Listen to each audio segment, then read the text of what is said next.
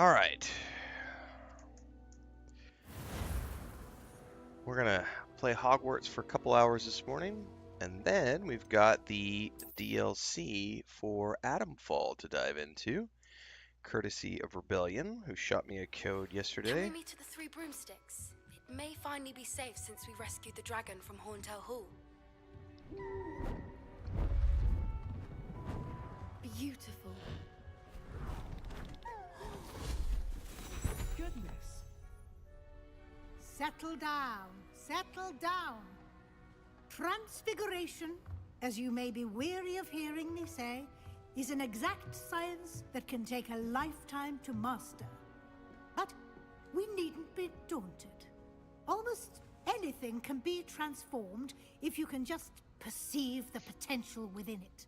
As I see in all of you, tremendous witches and wizards, every one of you.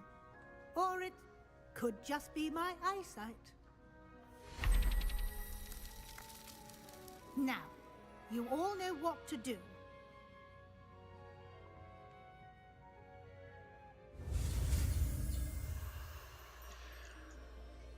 Transfigurum.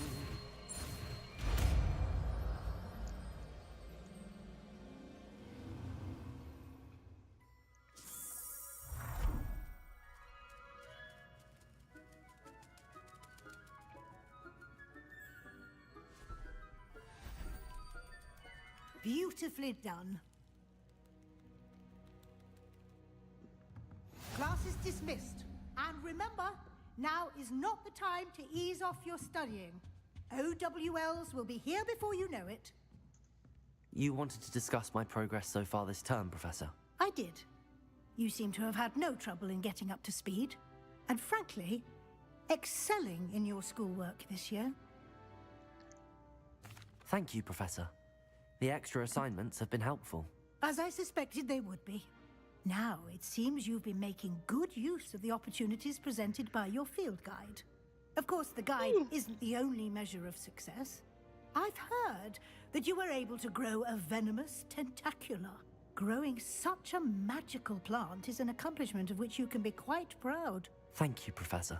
I will say I'm especially impressed with all you've accomplished in light of the rumors of your extracurricular activities. What rumors? Was your extended conversation with Mr. Ollivander after you'd obtained your wand, or subsequent search of the owlery, connected in any way to Professor Fig? Professor Fig has encouraged me to explore when I can in an effort to complete my field guide. I see. I admire your penchant for learning, but do remember that your classwork and field guide are designed to educate you thoroughly. It'll be the end of the year in no time, and you'll want to be well prepared for your OWLs. I'll provide a final assessment at that time to ensure that you're ready for your exams. Until then, well done. You are dismissed.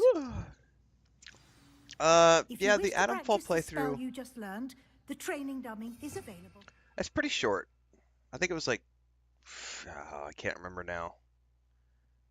15, 20 hours, something like that. It wasn't hugely long.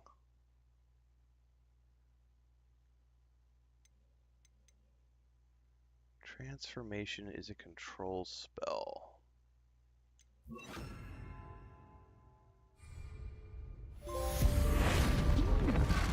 Glad to see you were paying close attention to my demonstration of the transformation spell. I wonder if it's ready.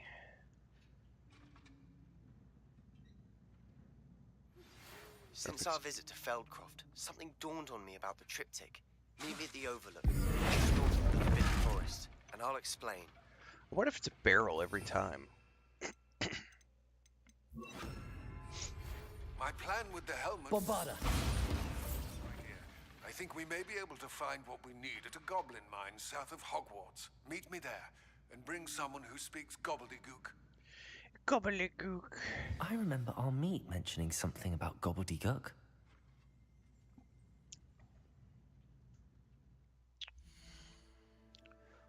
Don't know who has what quests. It's time to see. Let's talk to Poppy.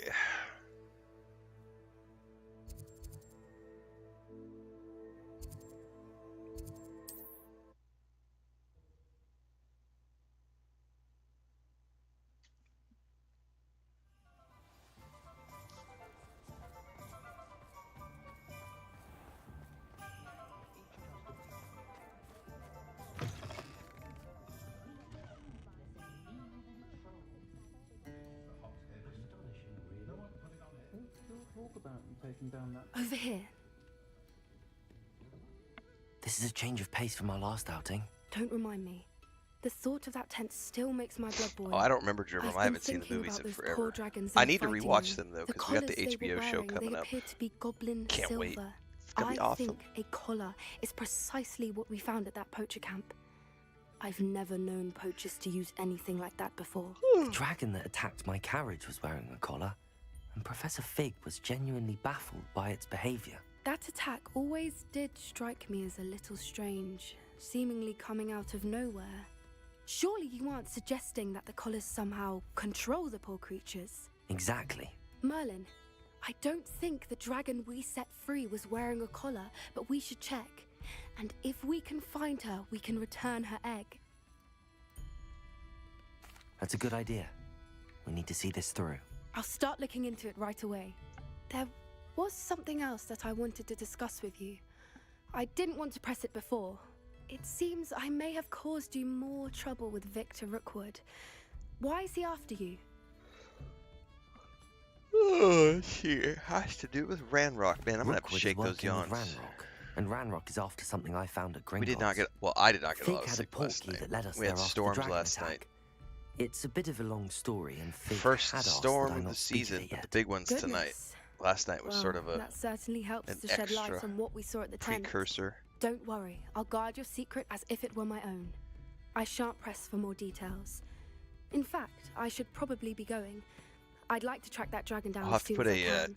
warning up for people over the next I'll let you day know or when two, I have because news of our location. probably the next few weeks we're gonna have power outages, so my stream schedule will probably be interrupted over the next few weeks because it's gonna be dependent on storms. Like last night, the power went out twice, and if there were any cables that got blown down or limbs or anything that got blown on the cables, they'll be fixing those today, which means the power will go out this morning at some point while they fix those. And there's never any warning. I'll just be like doing stuff and then just is it storms or hurricanes? It's we're not in the hurricane path, so where we're located is in between the two oceans. So you have like the Pacific on one side and the Atlantic over here, and we're in between. So we're not near a coast. So we never get hurricane force storms, but we do get like the outer wings of each side will sort of come over where we live. And so we'll get lots of rain and occasionally gusts of wind. Nothing like that can damage buildings, but it's enough to like blow. It'll like rip tree branches off and like throw them over the power lines, and it'll knock old trees over. And we have some pretty gnarly thunderstorms. Like, thankfully we're not on top of the hill, but yeah, there's some really nasty thunderstorms and high winds. And so every year, starting in June, it's usually June 3rd, June 2nd. So yesterday was June 2nd, and it's moderately bad. Yeah. So the usually June through October, but the heaviest storms are almost always in June for like the first 2-3 weeks of June, and then it kind of calms down. I remember last year I was flying back home. I was coming back from my brother's place, and it was like July, I can't remember, July 2nd or July 1st, and there was like a really gnarly storm off the coast of where I was flying into. And the first time I've ever seen like a lightning storm while like that the plane flew through, it was a trip. It was also terrifying. I mean, it is what it is. I hope that I don't get interrupted playing Dune, but we shall see. Leroy says, can't wait to see you play Dune. Well, thank you very much. We're going to be doing it soon. Dune is soon. We're now in June.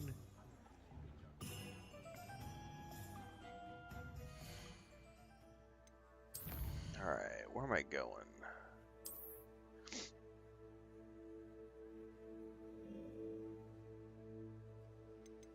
Okay.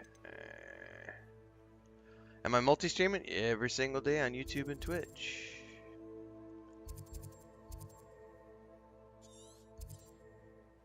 Alright, this is probably closer.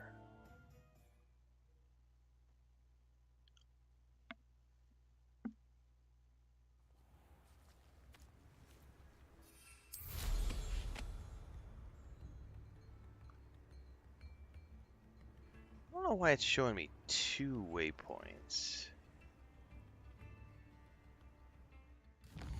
on the mini-map. Is there something way down here that I'm supposed to see? That must be bugged.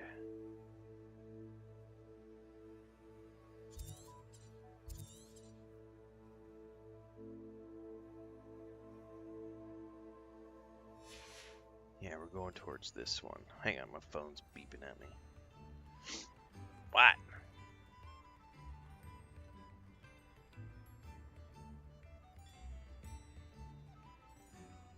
Oh, it's just TikTok.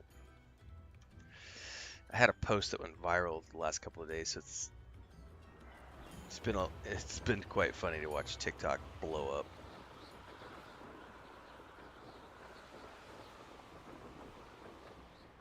Okay, we're not actually these waypoints.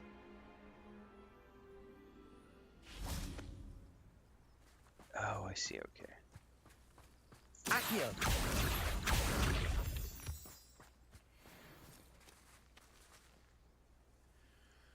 Alright, let's wait. I thought my owl might pique your interest. Wait, I'm in the wrong And place. it's getting worse. If there is any chance that the relic from Slytherin's spellbook can help her, I must find it. Why did it I'm track requesting that my on my mini-map when I'm not on that quest? That's annoying.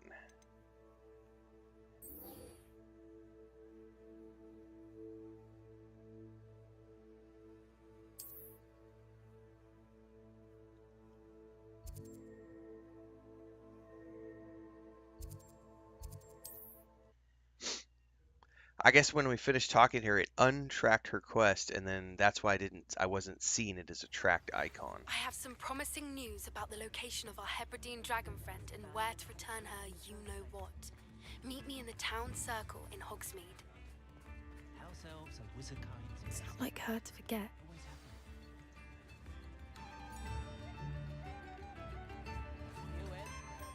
I didn't keep you waiting, did I? Not at all. I was just at the post office. Gran told me to expect a package, but it looks as if she forgot to send it. She didn't send me an owl this week either. Perhaps she's busy with her research. With her research. What was your Gran sending you? What was she sending you? Only some feed she's been developing. I was going to give it to Professor Howin for the measles. What did you find out about the dragon you were tracking? I realized that she didn't know the poachers had her egg, so when she left Horntail Hall, she would have headed straight to her nest. I went back to the tent and tracked her flight. Well done. You certainly know what you're doing. I can't be certain, but I have an idea of one place she may have been heading. I thought we might go and see it for ourselves. Sure. Of course. Shall we leave now? If that's all right, I want to see how she's faring if she had a collar on. And she's likely frantic about her egg. Here we Here go. we are. I do think this is where we'll find her. The terrain's typical of where the breed would nest. I suspect it's how the poachers found her to begin with. They likely camped here and logged her patterns. Perhaps nabbed her first and then her egg. Dragons are hard enough to wrangle, let alone maternal ones. You got all of that from simply standing here? You'd be surprised how easy it is to think like a poacher. Shall we see if she's home? We only need to return her egg. That sounds straightforward enough. We should be in and out. Then we can be finished with the poachers once and for all. Let's find our dragon. Well then, let's find our dragon and return her egg. Wonderful. If she sees us flying about, she might take it as a sign of aggression or food. We should stay on foot. Oh, and one more thing. Let's not agitate her. Goodness knows she's been through enough already. I'm ready when you are. Alright. Don't antagonize the dragon. Gotcha. What's up, Delty? There she is, above us. She did make it home safely. Oh, good. It looks as if she wasn't collared like the other dragons. Revelio.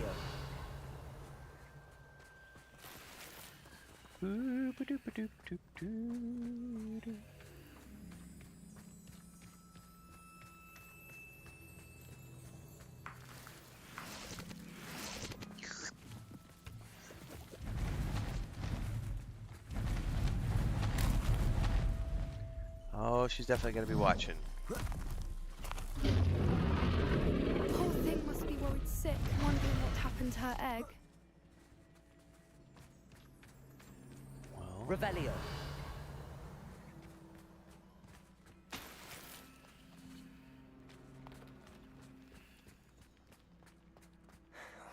For what it's worth, she doesn't seem to have spotted us yet. Let's hope it stays that way. At least until... Accio. Bombarda. I love that Bombardo spell. Revelio.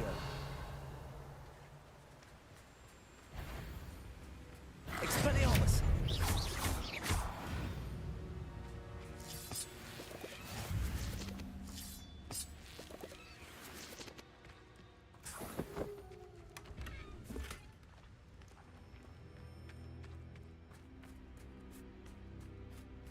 Revelio.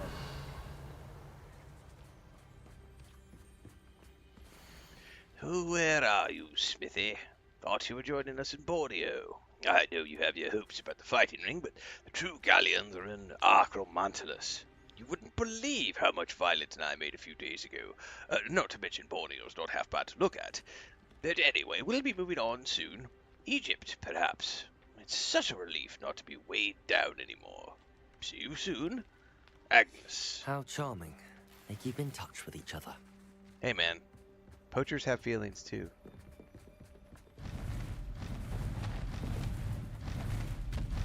There she is again. Wingardium Leviosa. Breathtaking. From a distance. Fantastic. Reparo!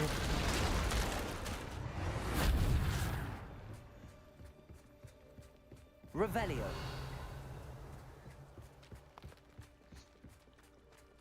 Whatever you do, don't ever use Revelio on your girlfriend. I wonder how good her eyesight is. I beg your pardon? I don't imagine the poachers fed her well. And from a distance, we probably look exactly like sheep to her. Hebrideans love What's up, sheep. Yoran? How lucky for us. Find the dragon's nest.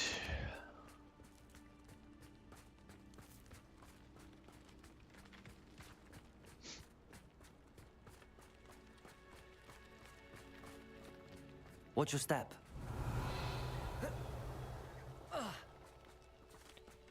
It is treating me just well, Redgar. This will probably be the last day we play Hogwarts for a while, though, because Or just raring for a fight. I've got the DLC for... Today's Tuesday? The DLC for Adamfall today. Honestly, I don't know how long that is, but I'm going to assume that that takes me today, tomorrow, and then Thursday morning in the very early hours.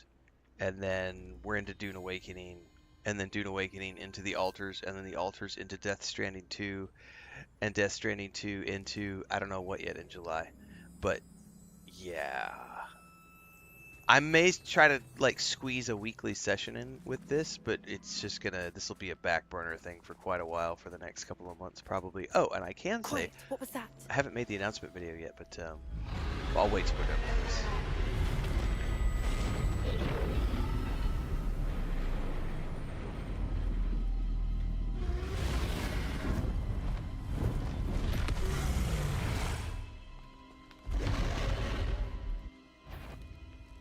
Well, there's no turning back now.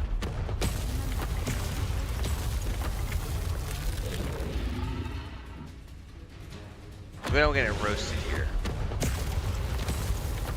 Over here! Wait here. I'll run ahead. Whenever you're ready, I'll follow your lead. I'll draw her attention. Follow when it's safe.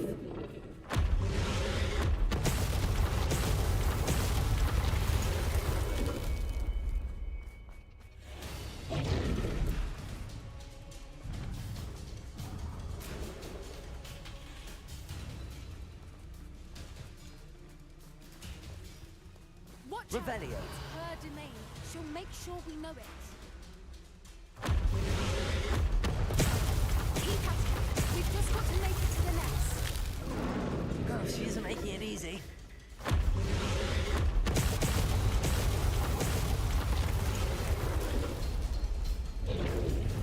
Not a warm welcome. It's a little too warm. I was gonna say it's pretty warm to me. I don't suppose she listened to reason. I'd normally try, but we're well past that. 1, 2. Nope, she just did one that time. Get to that opening below.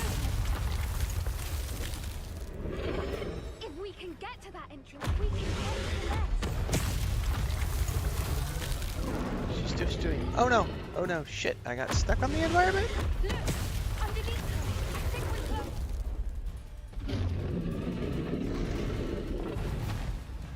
She's leaving! Quickly! Brilliant.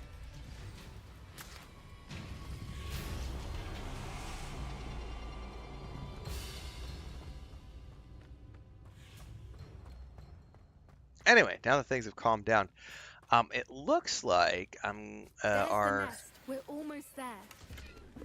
my family gaming night is going to be making a return because my brother reached out and they're finally, a year after they moved in, they're finally getting to the point where he just set his PC back up for the first time, and the kids all just watched. They all just watched as a family all the Hobbit films and the Lord of the Rings films, and my nephew has already dabbled a little bit with it. My niece has never done it, but she's obsessed with like hobbits and stuff right now. So she's like 6 or 7. My nephew's like 10 or 11.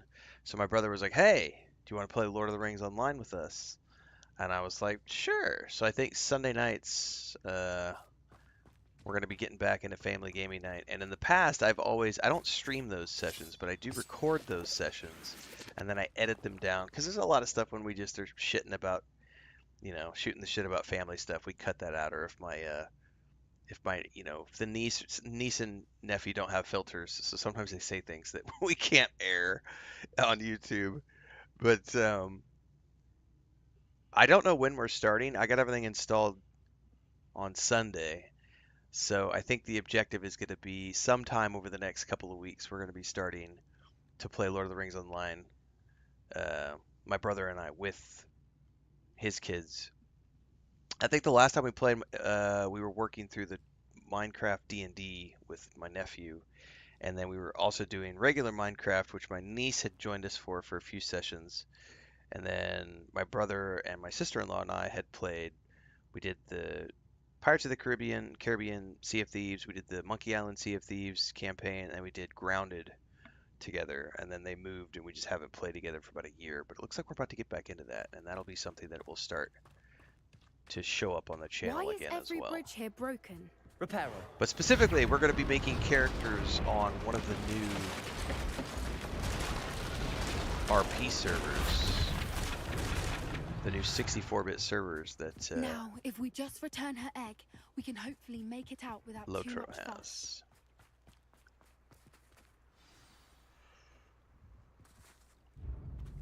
has. Woo. I'm gonna need to go get my other cup of coffee in a sec.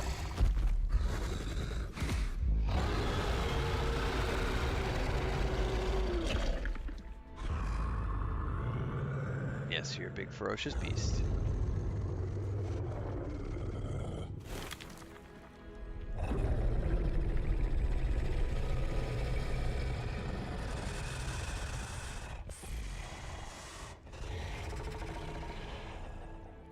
This is a cool little scene.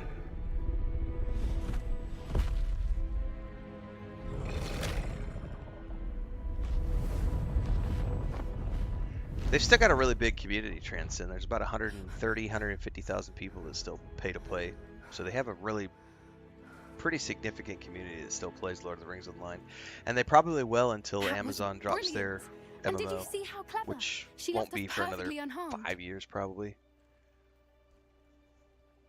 Creatures are a lot cleverer than most people realize. Same with Star Wars: The That's what Republic. That Gran game still always has more than says. 100,000 people The playing. important It's just thing because is of the that IP. we survived it, and we returned her egg. Thank you for doing this with me. Yeah, I published Wouldn't the article blame you like one 5 bit minutes if after you the wanted to head back blog to the post dropped, castle Gabum, yesterday. and never think about dragons again. The surprising thing to me was the amount of people who are crying about the private servers for Dune. When Funcom has been talking about private servers for like the past 6 months, everyone knew they were coming. They had private servers for Conan. It was not an unknown factor. And then they made the announcement yesterday, and the amount of crybabies yesterday. Oh, it's gonna be pay to win. I'm like, how the fuck is a private server pay to win? Like, oh, this is what one guy said. All the PvE Care Bears can go circle jerk each other now on their little private servers. Ew. Like the amount of vitriol for people who are upset that other people are gonna get to play a game in the way they want. Dude, yeah, the pay to win commentary is the stupidest shit ever. Because those people just literally don't understand. They just don't understand. Yeah, I haven't watched that video yet, Dribble. I saw it got linked, but I haven't had a chance to watch it yet. Shall we head back? I'm ready if you are. I am. After our dragon rescue at Hauntowl Hall, I half expect to be ambushed by poachers any time I'm not in the castle. Understandable. We did sabotage their fighting ring and steal a dragon egg from them. True. True. So why haven't they come after us?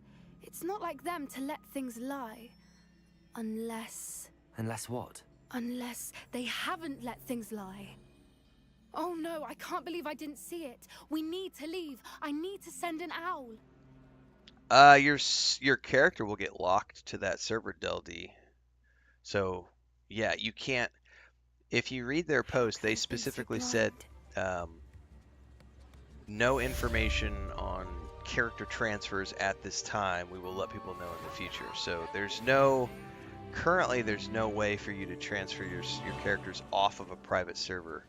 And that's the reason why the people who are saying it's pay to win are full of shit. Because you can't, at the moment, you cannot take a private server character onto a public server. So there is no pay to win.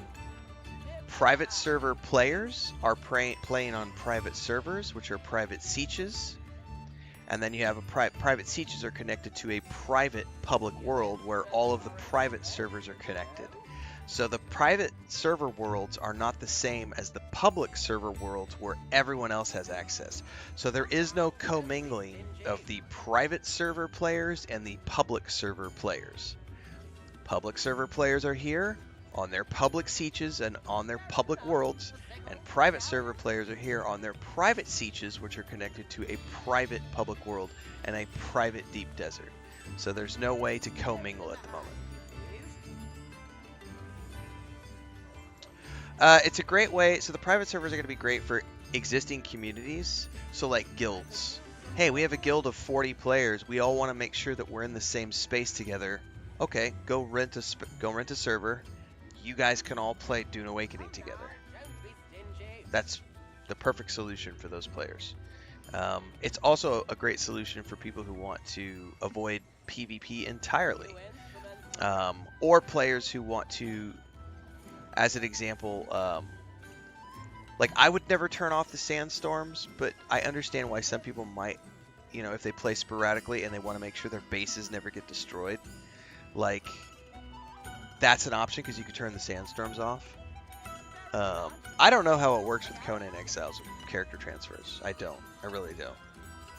I've never not played enough Conan Exiles, but I know the difference with Conan Exiles is that they set up PvE single player mode, and so they give you the server code and you can do a lot of things with that. They are never doing that with Dune Awakening. So yeah, it's a different beast entirely. They cry because they can't make other people's playtime miserable. Says you're not wrong. You're not wrong.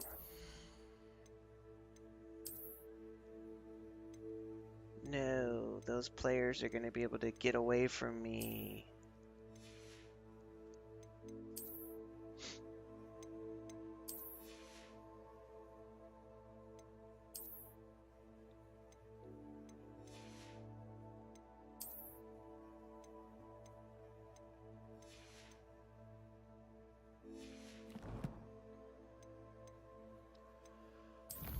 I don't know where I want to spend my next level of talent points.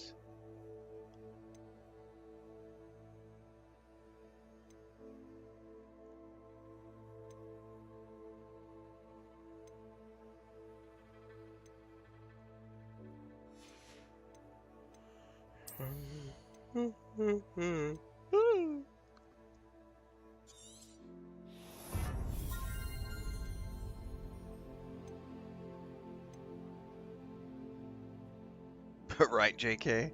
It's so true. But someone I'm never going to interact with ever might be able to do things that I can't.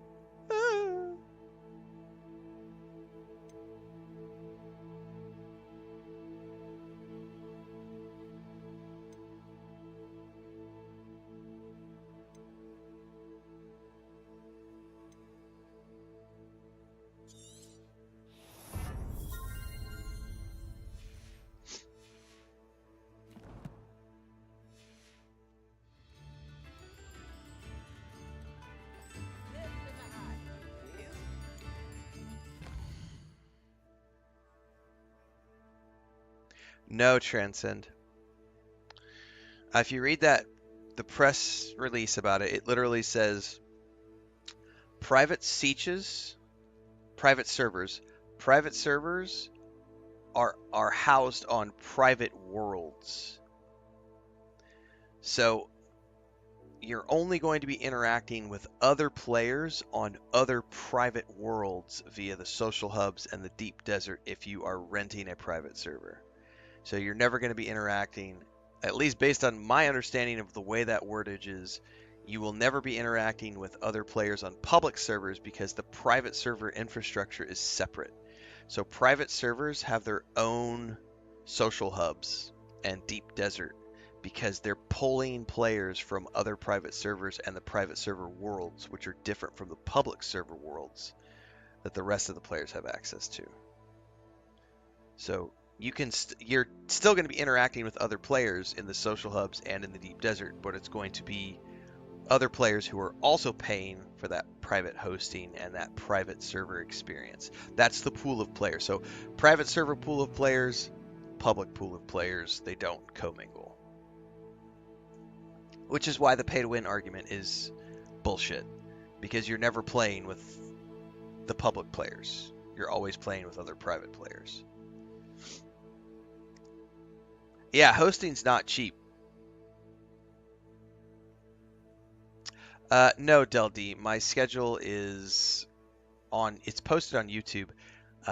Generally speaking, and by the way, I just published my Dune Awakening schedule last night. That video is, I think, it's the pinned video on the main page of YouTube right now. I start every single morning at around 4:30 a.m. It's 5:15 a.m. right now for me. So I start every single morning at around, I get up at 4. I'm usually live by 4:30, 4:45 in the morning. So I play first thing. I'm literally just finished my first cup of coffee. And I usually play for 5 to 6 hours every single morning. Then I take a break and I go away and I do other shit and I take a nap. And I come back in the mid-afternoon and I do another 2 hours or so. Usually, not all the time. I'm not in a state. I have a homestead in Mexico. But I'm on Central Time, not Central Standard Time, not Central Daylight Time, just Central Time. Because we don't do daylight savings here. So I'm on Mexico City time. So many people got pissed off at my schedule post last night. Like, it's impossible for you to be starting at 8 a.m. Central because the infographic says, and so they're reading the infographic. Here, I want to show you something. This is the funniest shit ever. This shows the ignorance some people have. Let me go pull up this infographic. You guys are I'm going to get a chuckle out of it. You're going to get a chuckle out of it. Dune Awakening start times. Hang on. This is amusing to me, and I'm going to share my amusement with everybody. So, hang on. There are no paid servers at this point in time, LRX. That's nothing more than a rumor. And if they do it later on down the road, that's a later on down the road problem. But there are no existing plans for paid servers. They literally said it in their post. All right. So this is funny to me. So, if you look over here in my announcement post of my schedule, I said I am starting at 8 a.m. I'm starting 8 a.m. Central on June 5th when the servers go live. Look at that right there. What does that say? Mexico City, Mexico, Thursday, June 5th, 8 a.m. Central Standard Time. Everyone who posted about how I was wrong about the start time, they're not looking at this. They are so ignorant. Everyone's looking at New York and Los Angeles, and they're looking at, so New York is on EDT, Eastern Daylight Time. So if you're living in the US, you're on Central Daylight Time. And the launch times for people in the US is 9 a.m.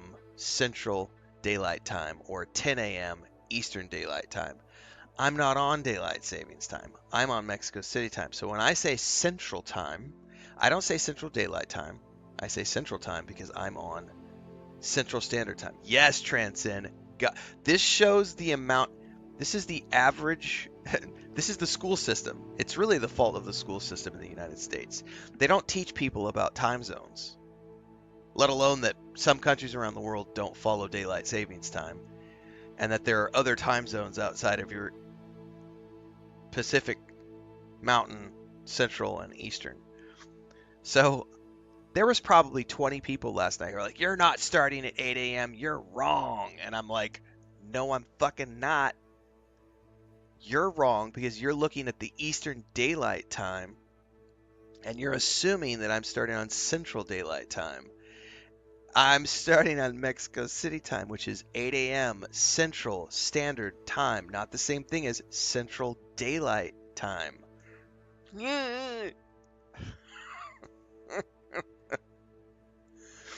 I love it. Frodo, do you want to go out? I'm going to go grab another cup of coffee, kids, and let a cat outside, so I'll be right back, and you guys can revel in the stupidity of the masses.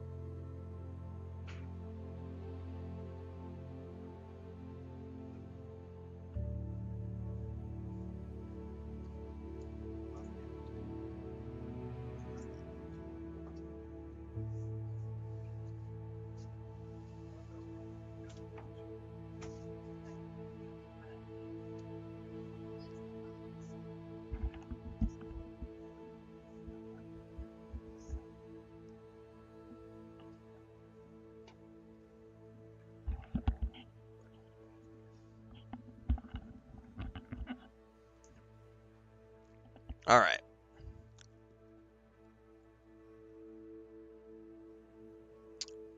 Dell says, "I'm guessing you're retired if you can stream the long hours you do." I'm not retired, but this is just my day job.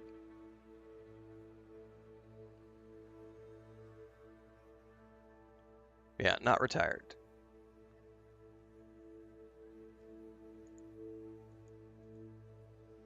But this is my full-time job and has been for about 3.5 years now, so.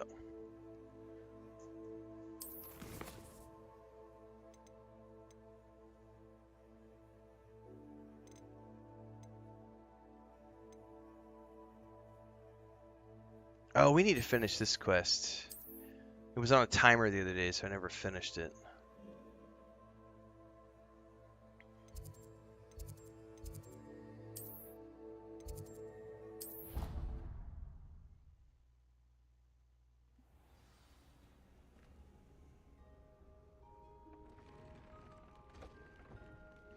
I think you really need to love the survival gameplay loop, JK, because it's pretty repetitive. Not gonna lie, like I like that gameplay loop, so it doesn't bother me, but it's really repetitive. So what I've experienced is that in the early stages you can go pretty, you can go 20-25 hours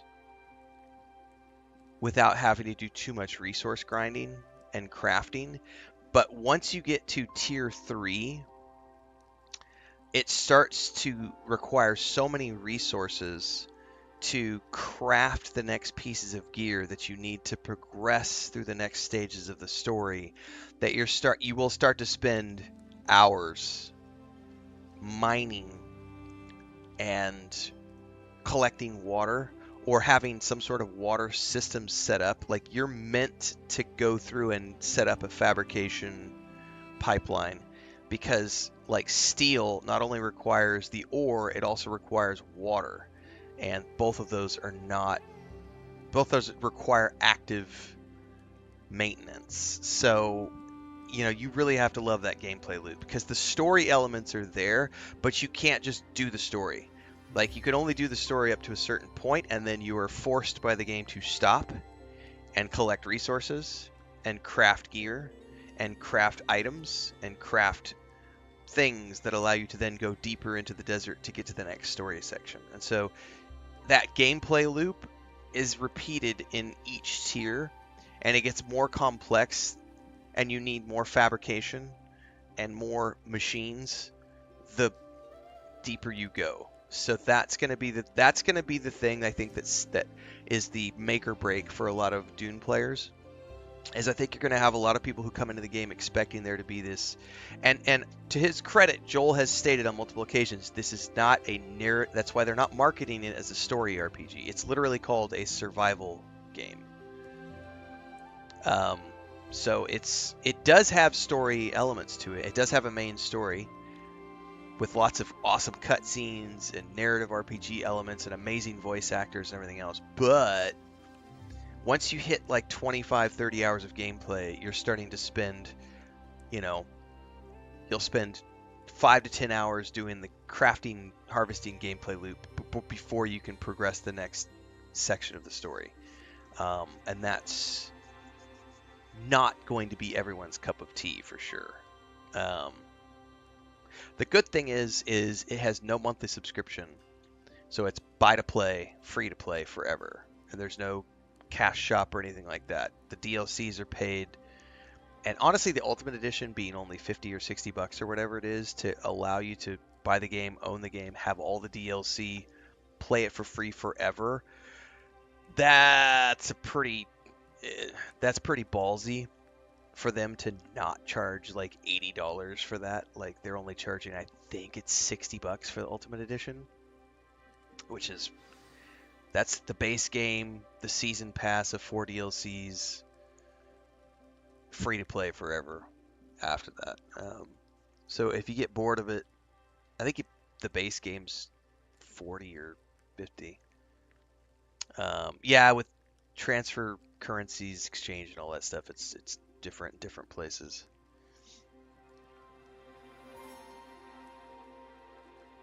I have a paid actress wife.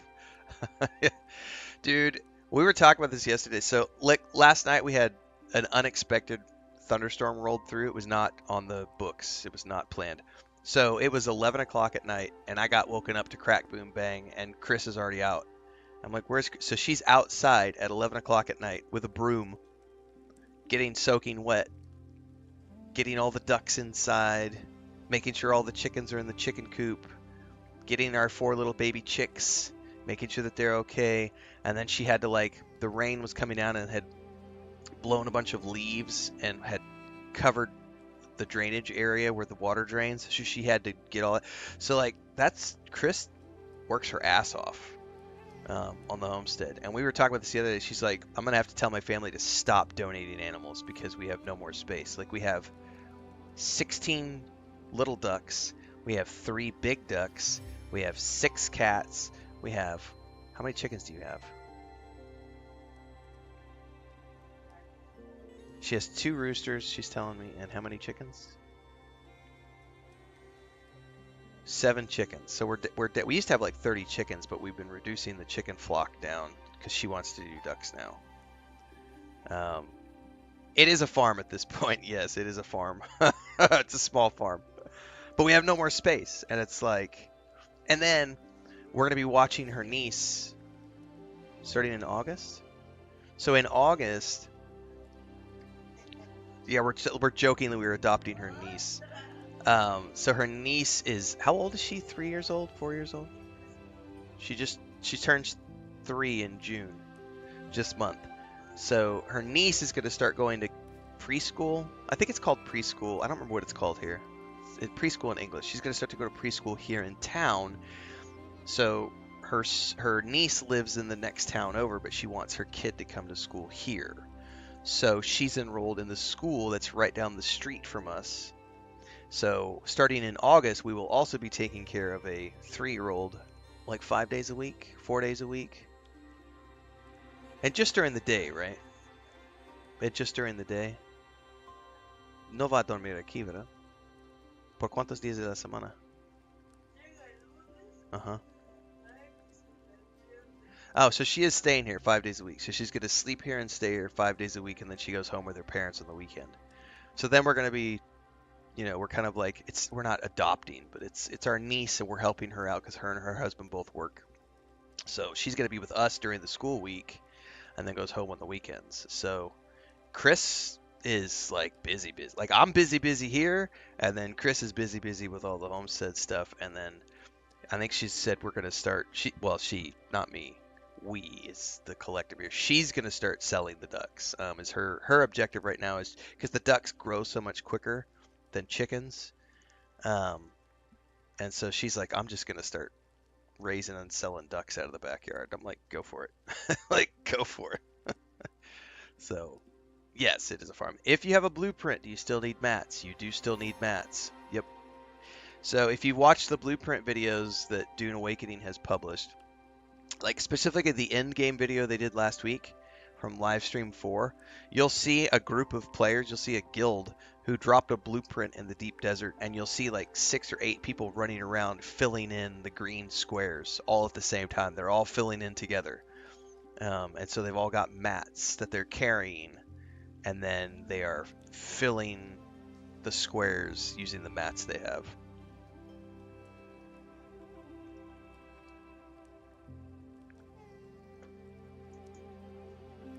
But yeah, it's legit a small farm at this point.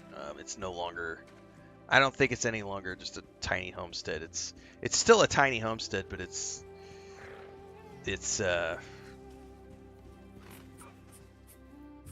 a lot of animals. Hang on, where did my...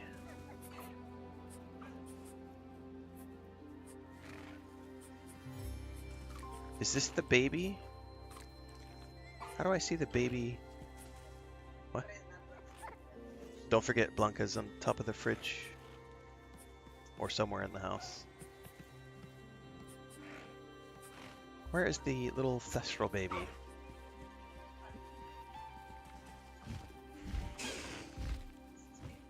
¿Escuchaste ahorita? Yes. She was hearing a noise, and the ducks are starting. They're like a month old now, and they're pretty big. They're like 8 inches long now, and they're starting to fight amongst each other. And that was Chris was just like, I gotta go outside. There's something going on.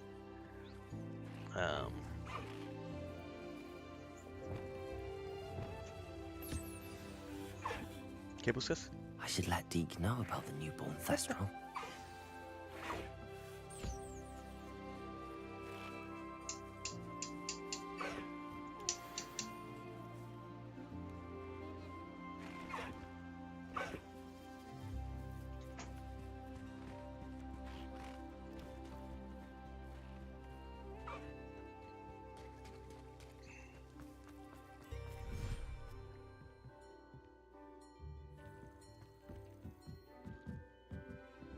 Yeah, so we don't have our own kids, so it's going to be very interesting because neither one of us have ever had children. And we've helped with kids before a lot, but this will be the first time, so our niece is going to be staying with us. She's a good kid, but it'll be, there'll be an adjustment period, I guarantee. They were just over here last night, hanging out for a few hours. She loves all the animals, but she is 3 years old with tons of energy, and she's a good kid. It'll be an adjustment period for everybody. She's loud. She's very loud. She loves to talk. She's a cute kid. Hello, Deek. You'll be pleased to know that a little Thestral was born. How wonderful to have more Thestrals in our world. Such misunderstood beasts. I'm sorry that we can both see Thestrals, Deek. Deek is privileged to see such majestic beasts, but sometimes wishes Deek couldn't. Deek is to blame. What do you mean, to blame? Years ago, Deek's master ordered Deek to help him capture a phoenix, the rarest of all beasts, that master had spotted high on a cliff. The phoenix was the most beautiful beast Deek had ever seen. Deek begged Master to leave her be. When Deek hesitated to climb up the cliff as ordered, Deek had to punish himself. As Deek punished himself, Master grew angrier and angrier, and in his frustration cast at the regal bird. Deek suspects the phoenix was protecting eggs when it swooped down in fear and fury. Before Deek could reach him, Master fell from the cliff. Deek stayed on that cliffside for days, punishing himself, before Tobbs found him. Hang on, I'm pulling up a video for you real quick, JK. So that you can see what I'm talking about here.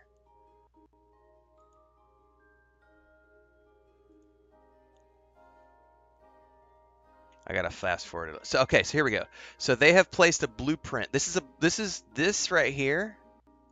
So this, hang on, I'm gonna timestamp this because this will be a good informational video. But it's gonna hang on.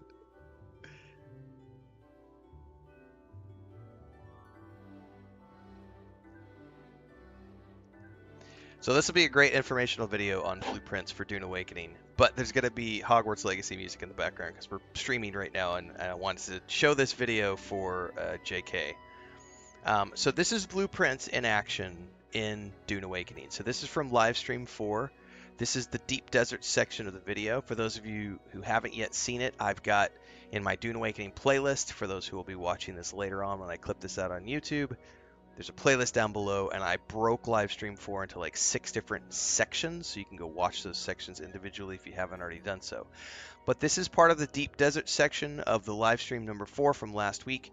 So what you're seeing in front of you here is a, let's see if my internet is going to poop out this morning or not, but I'm in 2K now. So this is an in the middle of construction building that a guild is putting together on the shield wall in the deep desert. So he's flying around. You'll notice that there are blocks being filled in. There's multiple players running around. So when you place a blueprint down, all the green structures are there. All the green squares are already there. That's part of the blueprint, and you'll see this player is filling in the green squares. And then if you watch, as we watch this video, see that other player over there on the stairs? There are other players running around and filling in the green squares at the same time. So the objective with the blueprints is that, like, look at all the places, and this guy is standing outside watching it being built from a distance, so you can see the squares being filled up top and everything else. So the blueprint system, once you make a blueprint of something, you get an object. I forget what the object is called right now, but you get an object with a blueprint saved inside of it, and then you take that item and you deploy it on the landmass. There is some tweaking of that to get it just right for wherever you're going to build it. You might have to raise it and lower it just to make sure that it fits into the environment.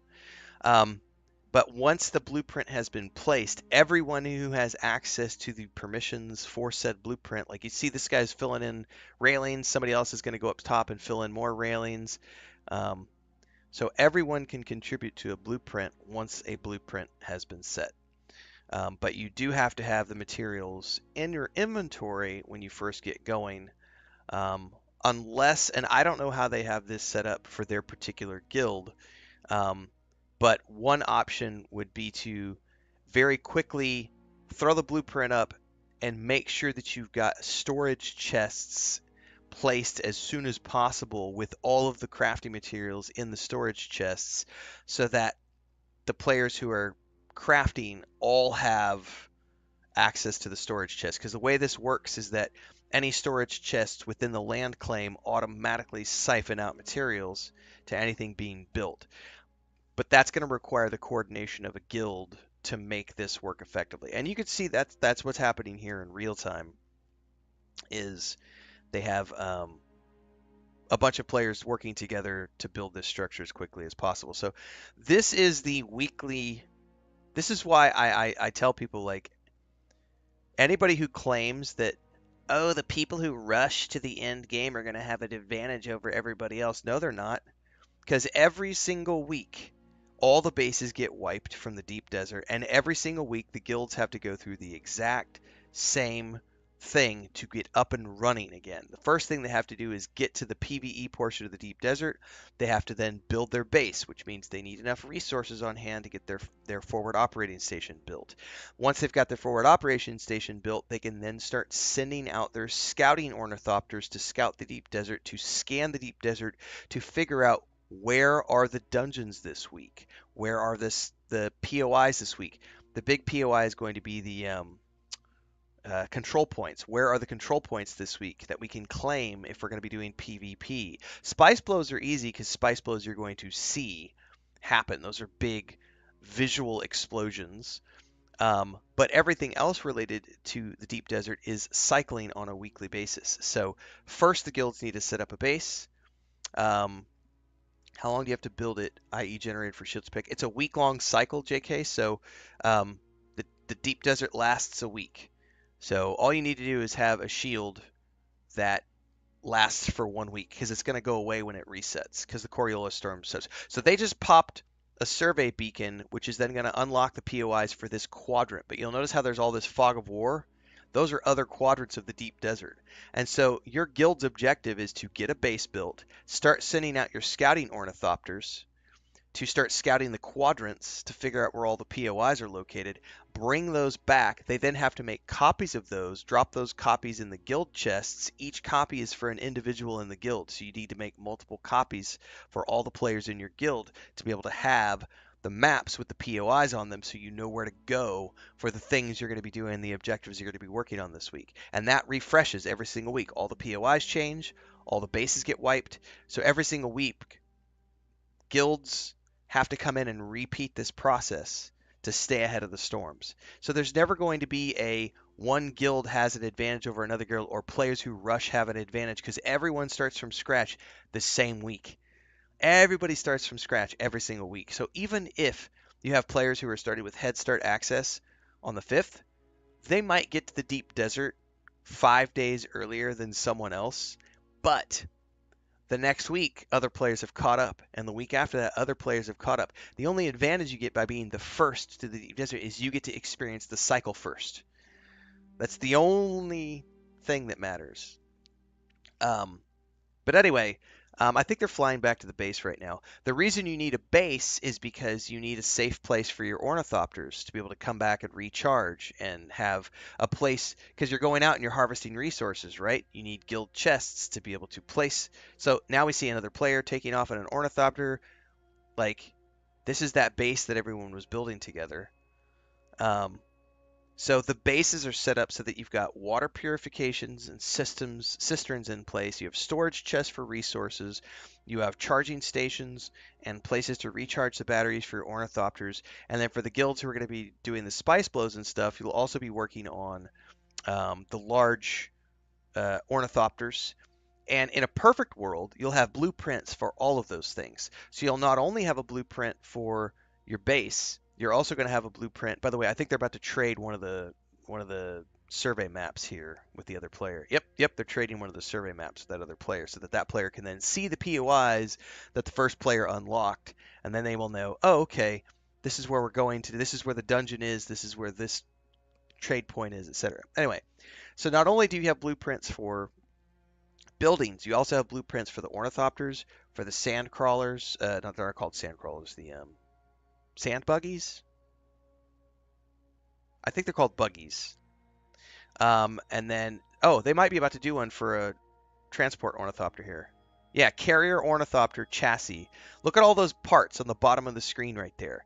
So you can, he's building it piece by piece right now, but you can have a blueprint of this that you can just drop, and then everybody in the guild can contribute to the blueprint for that ornithopter the same as they can for the building. But yes, you do have to have materials either on your person or in a storage chest to be able to take advantage of mass contributing to.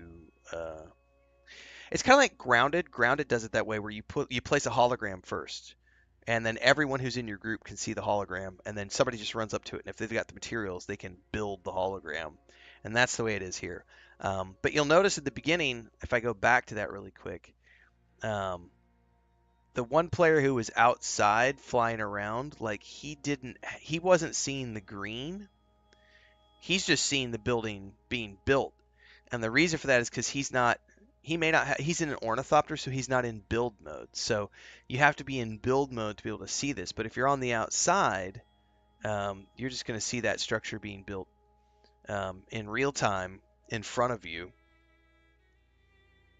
And you can see all the other ornithopters. Looks like there's like 1, 2, 3, 4, 5, 6. There's 6 ornithopters here. So there's at least 6 other players who are contributing to this build and running around and getting this up and going. So, yeah. And how long this takes just depends on, do you have all the resources together for your blueprint? How many players do you have contributing to the blueprint? But theoretically, you can get another base up and running in a matter of minutes as long as you have the players and the resources on hand. And that's where the guilds and organization comes into play with the end game of Dune Awakening, is that if you're going to be doing this part of the game, it's going to be very beneficial to be a part of a structured environment, because building a structure like this is not something that a single player is going to be able to do effectively. If you try to blueprint your main base and it took you, 3 months to build your main base, imagine how much time it's going to take you to get all the resources together to put a blueprint of this size together. This is a team effort right here. So this is where, and this has nothing to do. By the way, this right here, this is the other thing that I want to come back to. There's so many players who are afraid of the deep desert and who think that it's, this PvP gank fest. Dude, this has nothing to do with PvP. So the best guilds on the server are not going to be made up of PvP players. The best guilds on the server are going to have a core of people who only give a shit about crafting and harvesting. Because you're going to have to do a shitload of crafting and harvesting to be able to do this every single week. So the whole idea of like, oh, I'm going to get ganked. No, you're not. People are too busy to gank you. And once they get their structures built, they have objectives because of the Lansrad. Maybe they're going to go after a control point, or maybe they're going after a spice blow, right? But the reality is this right here takes a huge amount of coordination, discipline, and time commitment to be able to get your resources together every single week to then build this structure every single week. And not only that, but then to repeat that. So your objectives are not to be killing other players and ganking, although I guarantee you those players will exist because some players just like to be assholes. The vast majority of people who are in the deep desert are on a mission-based series of objectives. Get a base built, get your ornithopters sent out, figure out where the resources are, and then rush to be the first to claim those resources or to claim the control points. And the other thing about the control points, if you're going to go claim a control point, if you want to hold that control point for the whole week, you have to build a base to defend the control point. So not only are you building your forward operating base, you're also then needing to have another blueprint that you can then drop on top of the control point to build your defense base around the control point to defend the control point for the entirety of that week. Again, huge amount of time required to get the resources together to build that second base. What are those players going to be doing in between the deep desert runs? Getting the resources together. Who's going to be doing the resource gathering? Players in the guild. What are some players in the guild going to be doing? Defending the base. What are other players in the guild going to be doing? Doing spice blows. What are other people in the guild going to be doing? Scouting. What are other people going to be doing? Harvesting. What are other going to be people doing? Building. So you need a coordinated effort of many types of players in these guilds if you want to be successful at the Lansrad and the end game of Dune Awakening. And it all starts with blueprints and resource gathering and harvesting and crafting to get those buildings in place as quickly as possible every single week. It's a pretty ingenious idea in terms of what they have set up here, because it has nothing to do with your traditional PvP game where it's like go into the end of the zone, go into the end zone and like slaughter each other, capture the flag, everybody, last man standing. It's none of that shit. It's here's the Lansrad, here's all these objectives. Do they have a Lansrad? Here, right here. Where did it go? I just saw it. They showed the panel somewhere in here, and there it is right there. So these are the objectives every single week, and these change. He said there's 400 objectives that change every single week. So this is what the guilds are interested in, not killing other players. Like, the vast majority of these objectives have nothing to do with PvP. It's like, build a bunch of sandcrawlers and deliver them. Build a bunch of ornithopters, deliver them. Maybe one of these is hold a control point. Maybe one of these is a spice blow.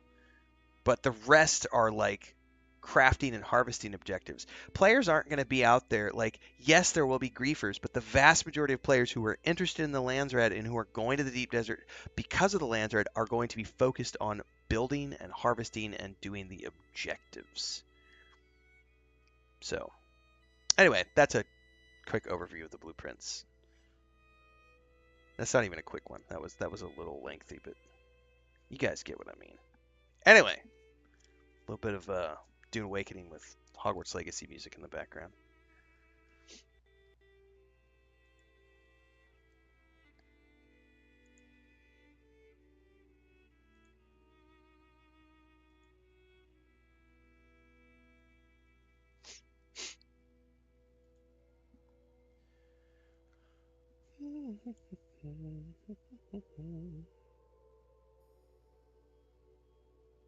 You never have to do PvP if you don't want to, Viper. There are tons of objectives that you can do which have nothing to do with PvP. What a horrible tale, Deek. I'm so sorry. Deek has only told Professor Weasley that story, and now yourself. Deek often wonders what became of that phoenix. Deek feels also, there fortunate is to no be at guild Hogwarts PvP now, in helping Dune you Awakening. rescue beasts. Perhaps It's Deek can make amends there's a for control what point. came We're going to go before. control that control point. Other guilds might want that control point.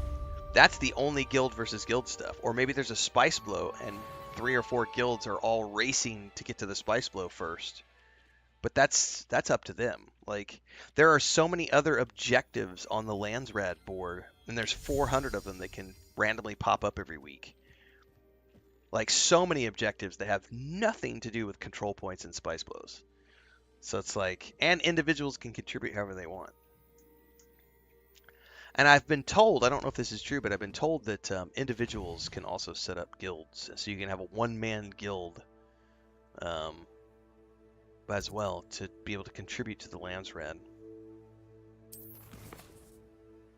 So in the long run, I probably will end up setting up a guild, even though I have no desire to run a guild, just because I will want it to be able to contribute in whatever way I see fit once I get to that point. Poachers House Call.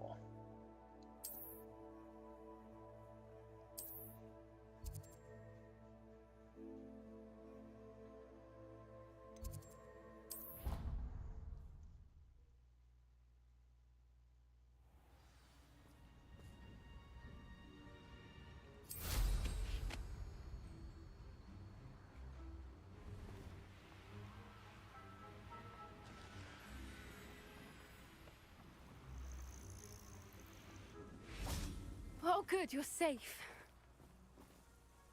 There you are. You were in such a state when you left. The poachers got to my Gran. Someone recognized me in Horntail Hall, and they got to her. What do you mean? Is she all right? She's fine, thank goodness. But they were at her house, our house. They assumed I'd sent the egg there. She said they took the whole place apart looking for it, screaming that we'd cost them everything.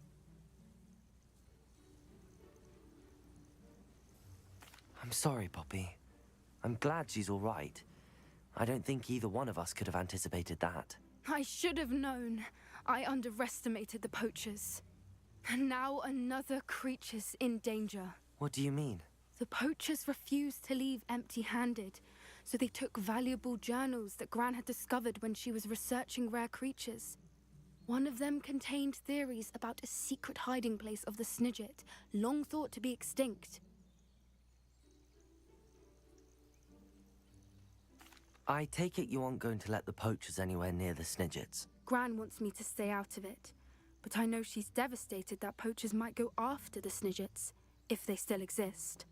We had the element of surprise on our side when we saved that dragon, but the poachers will be watching for us now. We need allies. Others who hate the poachers enough to help us, who value creatures as much Merlin's beard! You're a genius. The centaurs, they'd want the Snidgets protected at all costs. Sounds as if we need to go and talk to the centaurs. We'll need to be careful in how we approach them. Tensions with them are high. Still, I think they may be our only hope. Let me think on it. I'll let you know as soon as I have a plan.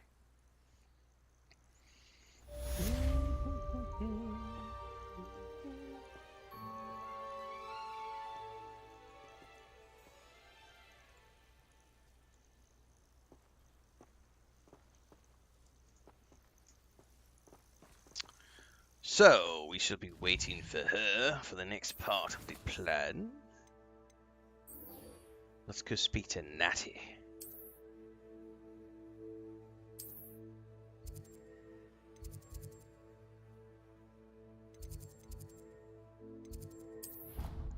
Divinations. Yes, there's a role for many playstyles, JK, for sure. Imagine how inconvenient travel was before I invented flu powder.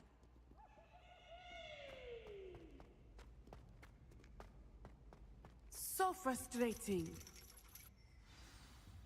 You wanted to speak with me, Mother?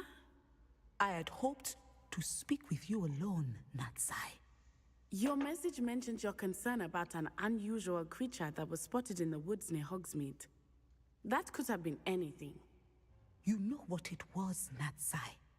I am allowed to leave the castle. I am always careful, Mother. Careful. Officer Singer disagrees. She sent me an owl telling me that you have been trying to collect evidence of some kind against dark wizards. She berated me for not keeping a closer eye on you, and she is right. I do not want you visiting Hogsmeade for the near future. But Mother! My little gazelle, you are well-intentioned, but you must not meddle in the affairs of dangerous people. Don't meddle in the affairs of wizards, If kids. someone had meddled in Matabeleland, Father would still be with us. I must get to class. Perhaps your friend can get you to listen to reason.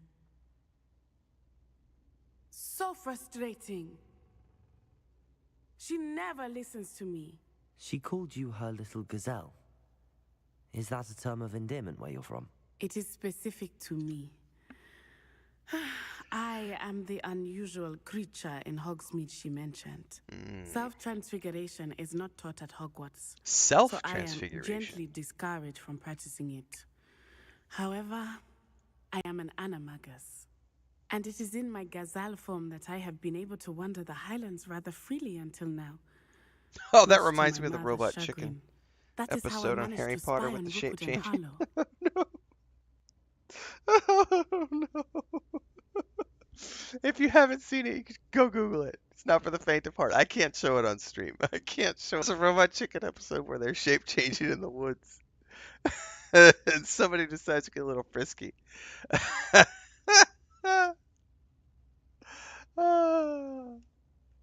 Now the nickname makes sense. What an extraordinary There you go, ability to Jane have. McCoy. It is. I love transforming, but Mother is less enthusiastic about it. She says that no creature, especially one as rare as a gazelle, should be bounding about where poaching has become so prevalent. She claims that she has foreseen tragedy befall me in my gazelle form. But she has used her sight to control me too many times. I no longer believe it. She's concerned for your safety. It may be best for you to stay away from Hogsmeade for now. That may be safe, but I do not believe that it would be best. Do you? You could have fled the moment you discovered that Rookwood, Harlow, and Randrock were after you, but you did not. I choose to act as you have. I must deal with Rookwood and Harlow, not hide from them. My mother cannot know where I am all the time. Thank you for being here during that rather awkward conversation.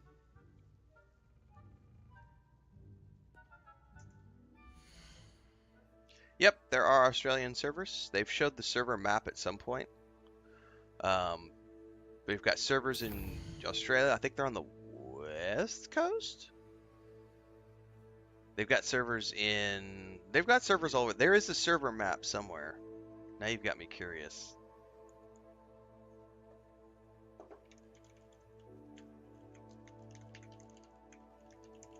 I know there's an infographic up. Yep, here it is. I found it. Hang on. Fuck you, Fextra Life. I don't want Fextra Life's version. I want the Dune Awakening version.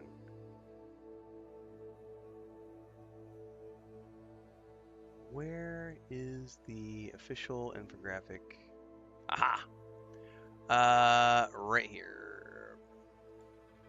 They have servers in Australia, Asia, Europe, South America, and then across the U.S., West Coast, Central, and East. I think they said West, because Joel is from Australia, and I believe it was during a live stream, so don't quote me on this. I'm pretty sure he said the Australian servers were on the West Coast.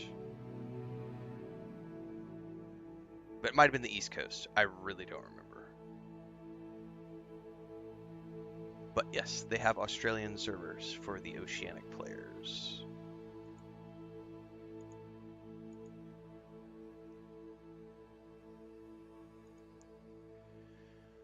Okay, in the shadow of time, meet Sebastian the catacombs.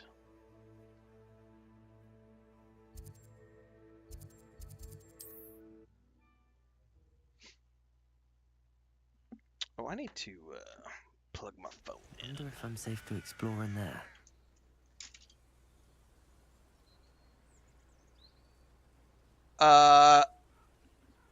I've never played Rust Mellorex, so I can't speak to that.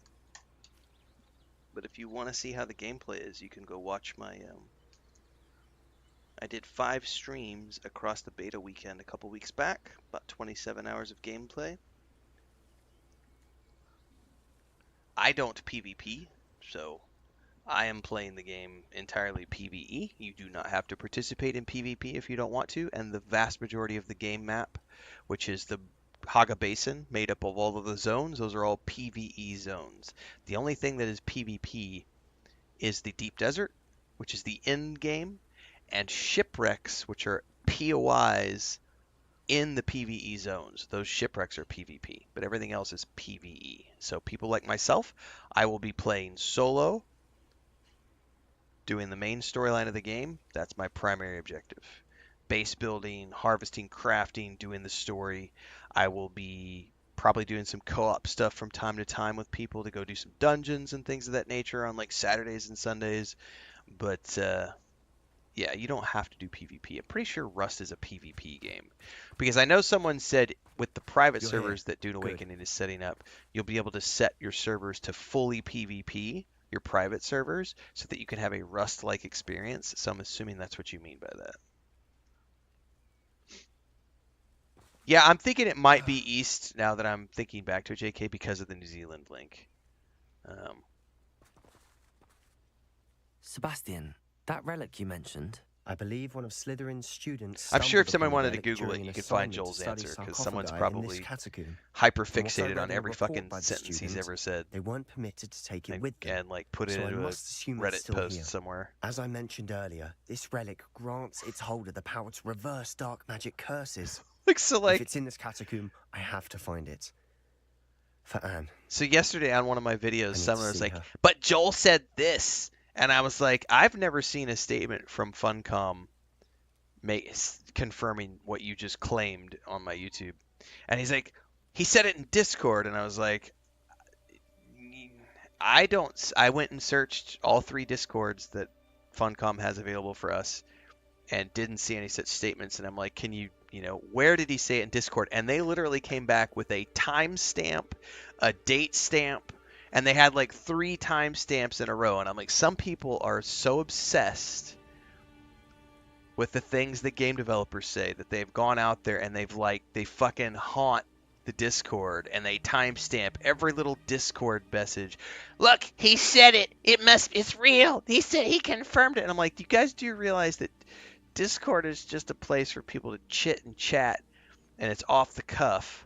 Like, until the company makes a public announcement on their public website and makes it an official part of the fact page, It's just a developer talking about, well, and this is the big problem with people who take, let's say I'm a developer and I'm telling you about my game.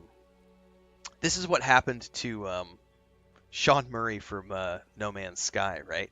He talked about all these things before the game came out, right? And he said all of these things, and people took all of these things to mean other things than what they actually meant because they put their own spin and their own interpretation on things. And then the game came out and things weren't exactly like he had said because he had, sometimes the way people say things is they have in their mind, they have a vision, but then they say it in a way that doesn't necessarily make sense to everybody else. Or they say it in a way, like not everyone is a perfect public speaker. One of my favorite examples of this is Starfield. Because at no point in time did Bethesda ever say that players were going to be able to manually land and take off their ships. All they ever said was that you can fly ships, and then they showed a cutscene of a ship taking off and a ship landing. And all of these people out on the internet took that to mean we're going to be able to manually land and take off our ships. Then the game comes out. Turns out that those are loading screens. It's a cinematic. You don't manually land and take off your ship. And suddenly you've got all these players who are like, Bethesda lied. Bethesda said that we were going to be able to fly our ships, and we can't actually fly our ships. They lied to us. Well, Bethesda never said that. You interpreted something and made it up in your head. And so that's why I always chuckle about the people who like, they'll like literally every breath that a developer takes, they will be like hiding in the shadows, ready to pounce and timestamp it on Discord, and they publish it as fact on Reddit. And it's like, that's not, no, it's not the way this works. It's like the people who don't know the difference between standard time and daylight time.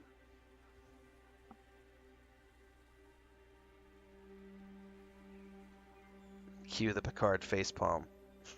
It's just... Ah! I'm ready to explore the catacomb. Perhaps we can visit Anne when we've finished. Perfect. By the way, Ominous has been asking about you. You didn't tell him what we were doing, did you? I didn't. I promise. Good. Ominous would be livid if he knew what we were about to do. Oh, I'm getting to the point, I'll be Chris. interested to compare what lies inside to what I've read about this catacomb. Joe Rogan has a very unique take on things about as you get bigger on YouTube, and you just have to stop reading the comments. You just have to stop. Just stop. All it's going to do is give you a headache and cause you stress, and you just stop. Don't read the comments on YouTube. And I've been getting bigger and bigger and bigger, and I have swells, so sometimes it goes up and sometimes it goes down, and we're coming back into a swell right now. So we had a couple of slow months, but we're coming up again. The amount of stupidity around Dune Awakening is giving me a headache. Yes, it's yeah, it's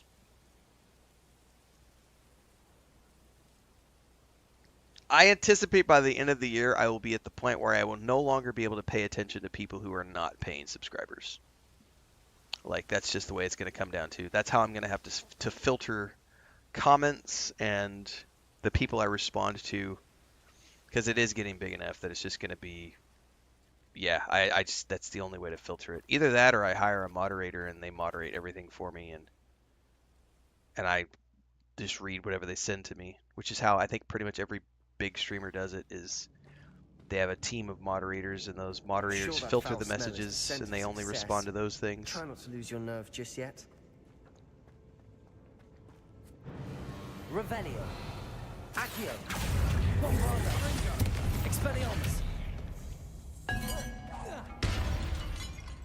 At least now we know we're not alone here. Perhaps that was it. And the rest of the tomb will be insect-free. Revelio.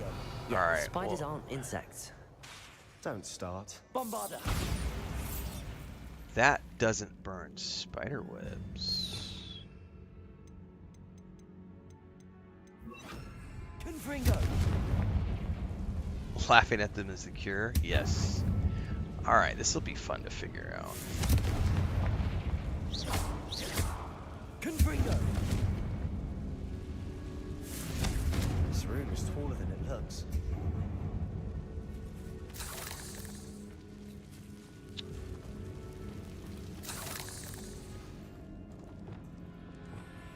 Wingardium Leviosa.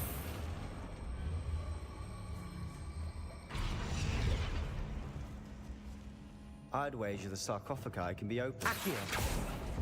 Opening all of these is tempting. Let's do it. We're here for a reason. I'd say opening them all is justified. Accio. Ooh, hello.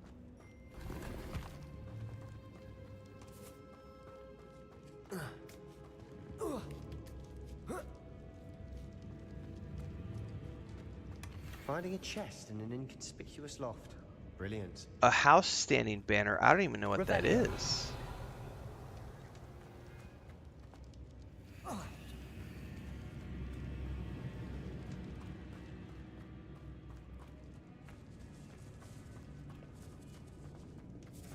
Accio.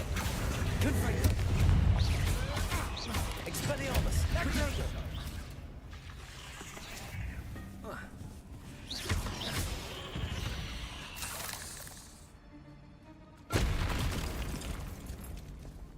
Okay, we got a door there.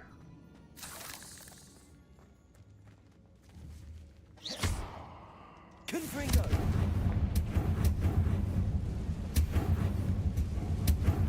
Accio. Hello.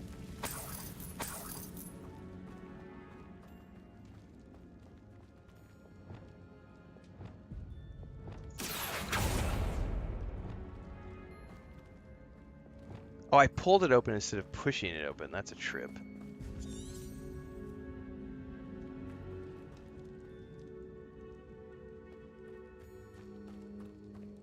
Watch your step. I nearly slipped there. Spiders! Revelio. Accio. Confringo. Expelliarmus.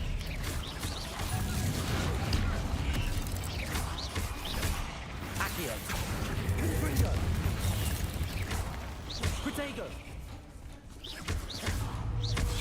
Levioso. Accio. Confringo.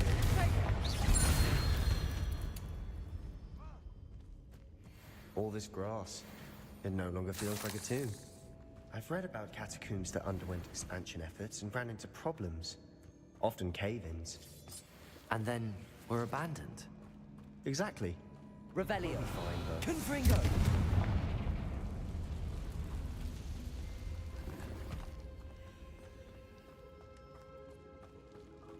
It's a pretty fun game. Like, I mean, say what you want about like the Jedi Survivor games. Those are awesome. This is equally awesome. Like, this is...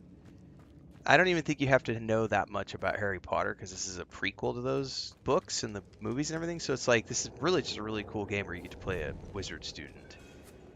Now this is the sort of great room I want to be Revelio. buried in. Surrounded by grandeur.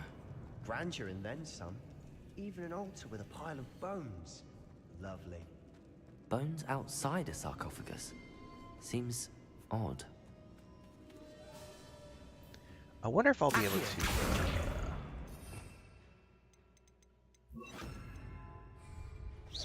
Bombarda.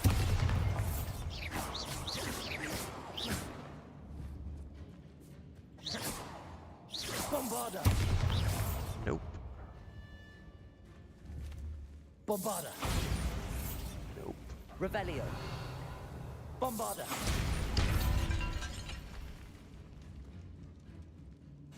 We're going to save the pile of bones for last. Did you hear that? We're in a tomb. I assume eerie sounds come with the territory. Ooh, can I reparo? Reparo. Bombarda. Oh, I remember. I have to do... I remember. There's a... Yeah, hang on a second. I remember there's something I can do with those bones. Accio. I think I have to pull them if I'm not mistaken. Wingardium Leviosa. Yeah. There's something here by the altar.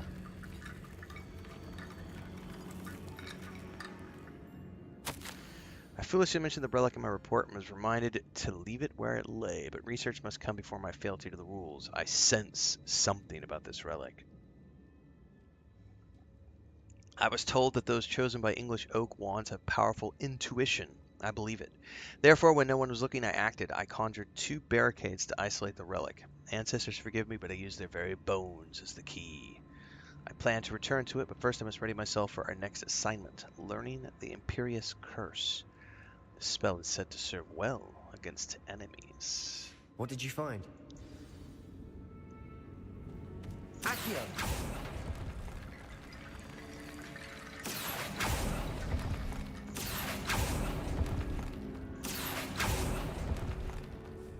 Spider! Expelliarmus! Bombarda! Accio!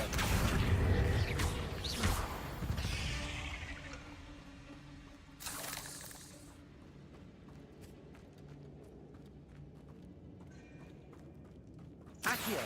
Wingardium Leviosa!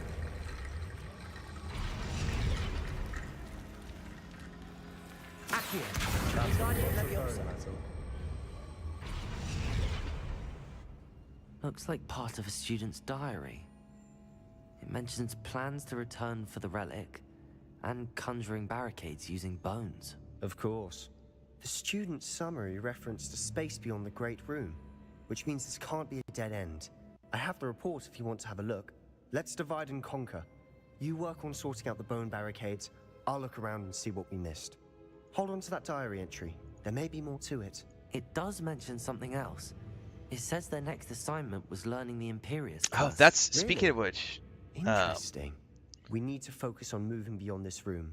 But hang on, let me get past this because I'll have a brain fart if I don't pay attention. Anyway, so today we're getting another Witcher 4 reveal at the Unreal Showcase, which will be awesome. It's happening. Unfortunately, it'll happen in the middle of my Adamfall playthrough. I won't watch it live, but whenever the trailer comes up, we'll go watch like the actual reveal trailer. So today we're getting the Witcher 4 reveal. Not reveal. We've already seen the Witcher. But we're getting a new Witcher 4 gameplay reveal today, showcasing the Unreal 5 development, which is going to be awesome. Can't wait. And then we've got, what is today? Today's like the 3rd. I think on the 5th or the 6th. I'm going to go check my Twitter because I know I retweeted some stuff. Yeah, tomorrow's the Witcher 4. Yeah, so today is the State of Unreal live stream. So today, I guarantee you are going to be getting a whole bunch of gameplay trailers related to Unreal 5. The showcase of which is going to be Witcher 4, which is awesome. Then this week at the later this week, also supposedly today there might be a PlayStation State of Play. Last night, IO Interactive, the company behind the Hitman series, finally they're revealing gameplay footage of their James Bond game, and yesterday they revealed the title called 007 First Light, and they are revealing gameplay footage this week. They're going to showcase the very first game reveal footage of First Light, which is an upcoming James Bond game by the creators of Hitman. Cannot fucking wait for that. That's going to be awesome. I love James Bond. I'm not a hardcore Hitman franchise fan, but I have played the games and they're not bad. But a James Bond game, fuck yeah. I love James Bond. Like, James Bond is up there with me with like Star Wars and Star Trek and everything. So that's happening this week. And then we're getting on this, I think with the 6th is the Xbox Game Showcase, which is going to be a whole bunch of Xbox games, including the Outer Worlds 2 Direct, which is going to be all about Outer Worlds 2, which means we're going to get a release date for Outer Worlds 2 and a whole bunch of footage about Outer Worlds 2, which is going to be great. And we'll probably get a Starfield DLC release at some point during the gameplay showcase for Xbox, because that'll be coming up this fall.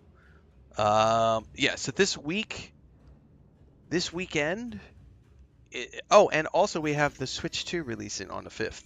So this week is just fucking crazy. jam-packed with just all sorts of gaming stuff. So, yeah. It's a good week.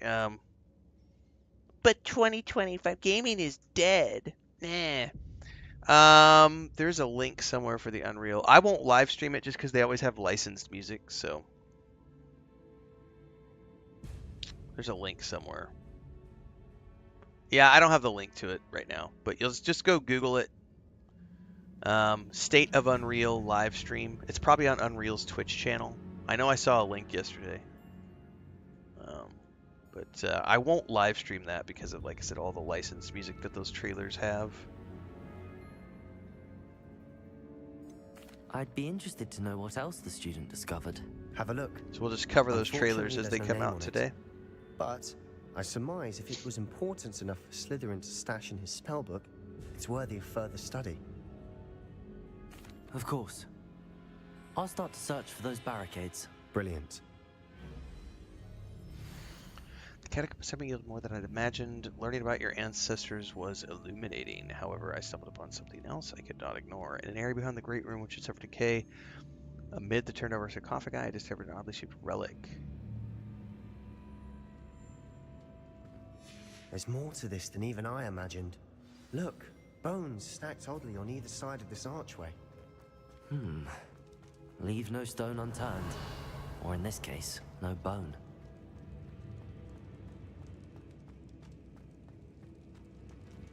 If this archway's been barricaded, we can find a way through. Accio!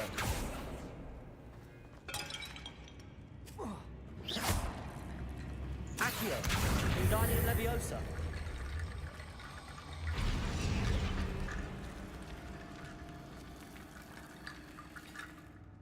Accio!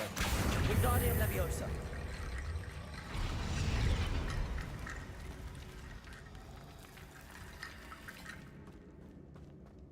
Accio! Wingardium Leviosa!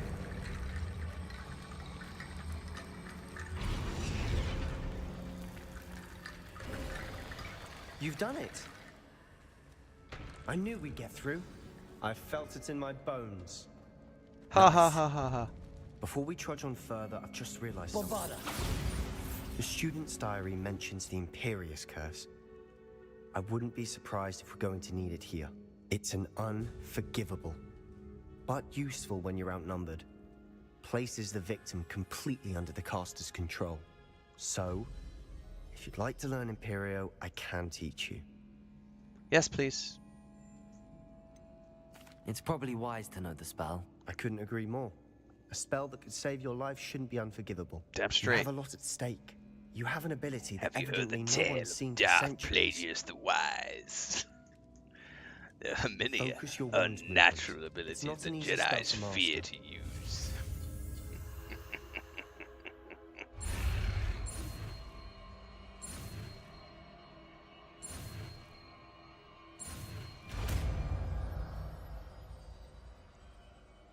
There we go. Just Something troubling do it. ahead. Do Be on it. your guard. Accio! Bombarda! Levioso! Expelliarmus!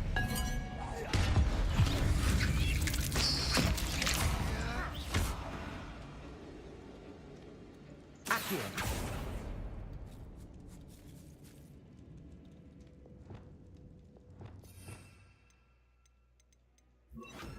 Confringo! Revelio!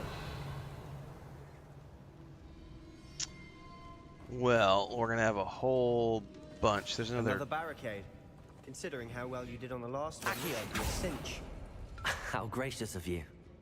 I try. That works. Wingardium Leviosa! Confringo! Accio!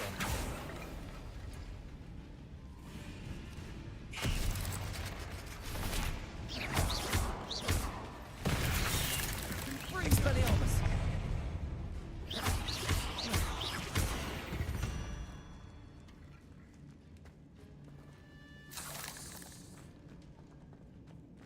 Revelio! Accio!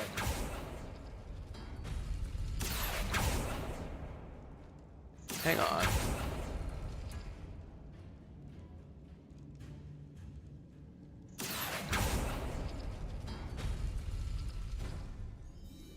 There's symbols? Oh, hold on. So I need to... There's symbols behind these. Revelio. The Tetris block and some sort of maze. Tetris blocks was first.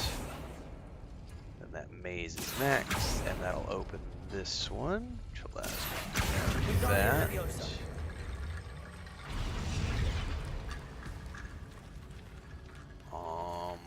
Revelio. That's the Tetris block and some sort of yin-yang thing. Accio.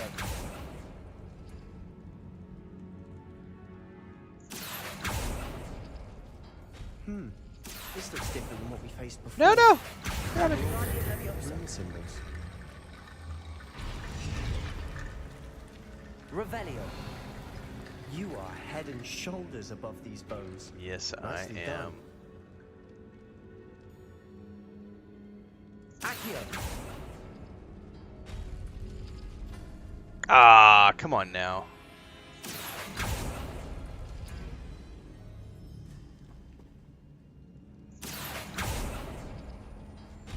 Oh, I did the wrong. It's the other one. Never mind.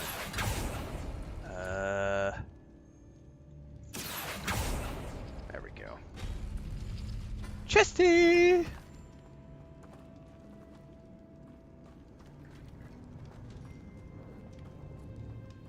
I see why Slytherin's students Revelio. are entranced with this place. Let's turn around. This is, there was other doorways back here, and I don't want to skip treasure. I bet we come through this later. Confringo.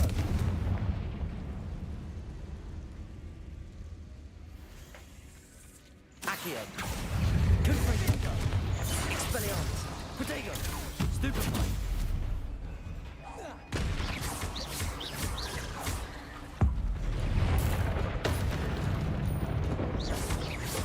Confringo. Stupefy. Accio. Expelliarmus. Levioso. Confringo. Accio. Levioso. Expelliarmus. Levioso. Never knew spiders could make such a mess. Bit dramatic, isn't it?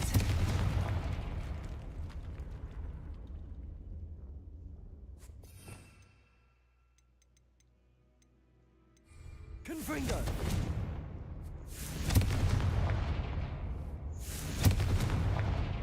Huh. Do I need to Revelio. burn that? Sort it out here in a minute.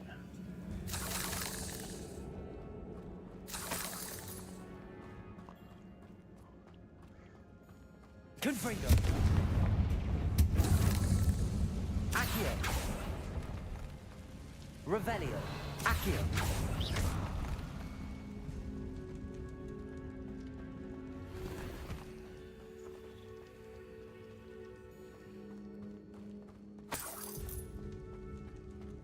Confringo. Revelio.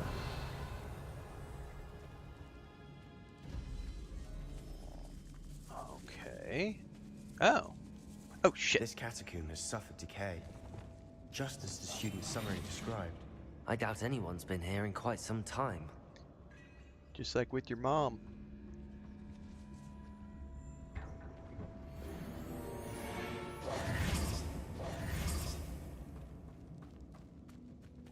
Bum ba-dum bum bum bum bum bum ba-dum bum bum bum.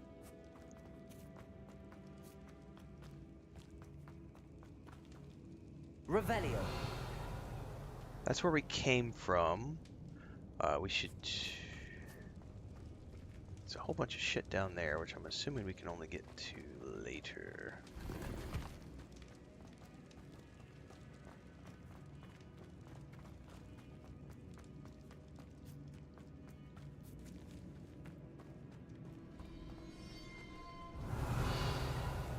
Yeah, that's all like over there somewhere. Okay. I is doing. Revelio. Oh, I got turned around. Where's that other bone room? No, I came down in here. I did this. Went over here. Solved this. We're supposed to go down here.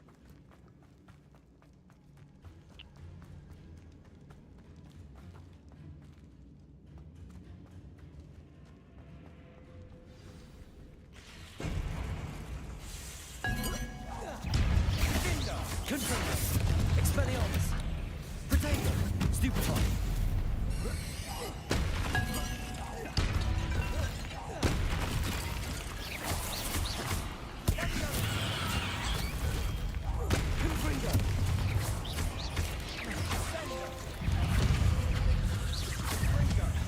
Expelliarmus. Confringo. Accio.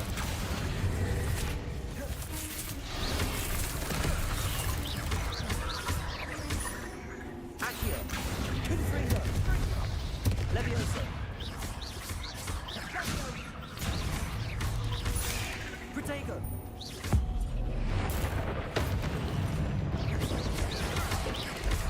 Levioso. Expelliarmus. Accio. Confringo. Levioso. Oh, I got hit! Confringo. For a moment there, I thought that'd never end.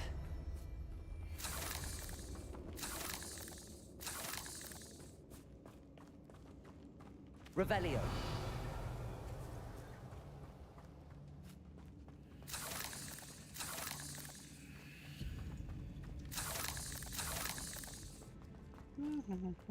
Dead end. Lovely.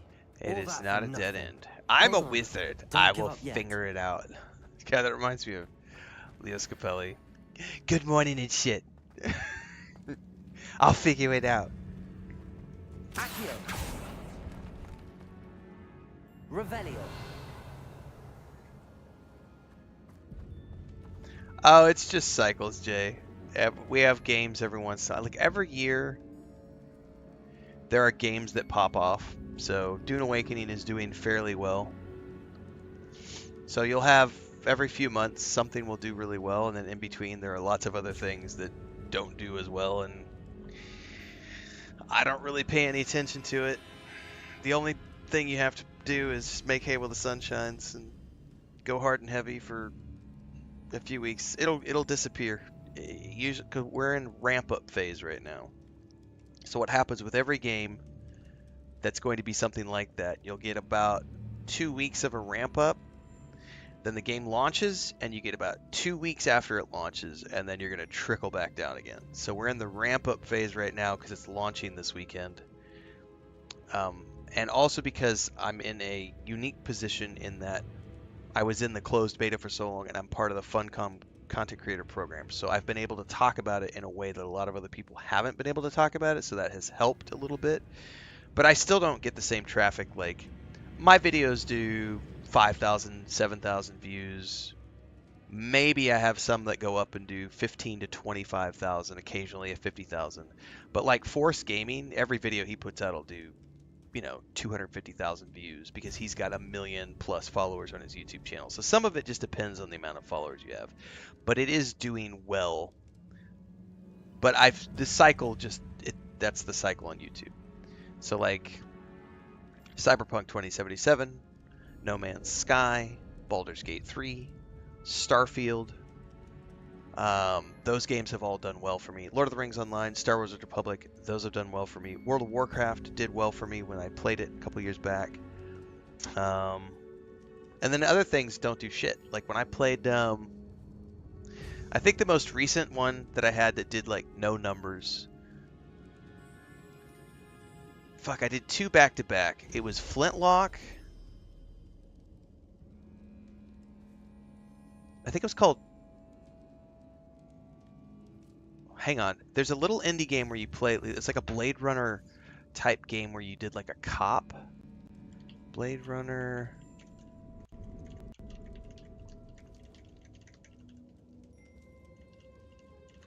like I hate to die or no time to die or something.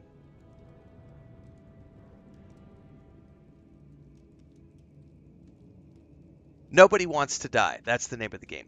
When I played Nobody Wants to Die, I think I had 4 people watch those streams. Like 4 to 6 people watch those streams. That was it. It was like 4 to 6 people.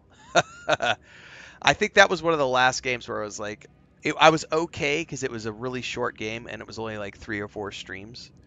But I was like, I'm not going to waste my time on those types of games anymore. So I have a rule now where if I'm streaming something and I'm not getting more than like 30 people that watch between the 2 channels, between YouTube and Twitch, I just move on to other things. It's not worth my time. Even if it's a game that I might be personally enjoying, from a business perspective, that's wasted time. I'm wasting time on games like that because it's not getting me any growth. I'm not making any money.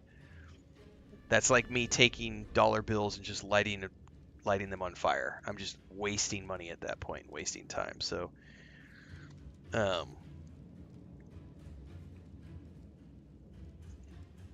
like right now we have 30 people on YouTube and 15 people on Twitch. That's a pretty decent morning for an old game that is still, I'm getting 40 to 50 people watching. That's not bad. But yeah, everything goes in cycles. Revelio. I try really hard not to focus too much on that kind of shit because in 2 weeks all that traffic will be gone because everybody will be bored, they'll have played it, and they'll have moved on to other things, and so then it becomes what's next. So I'm always, as a variety streamer and variety content creator, I'm more focused on what's next because I know how the traffic goes. So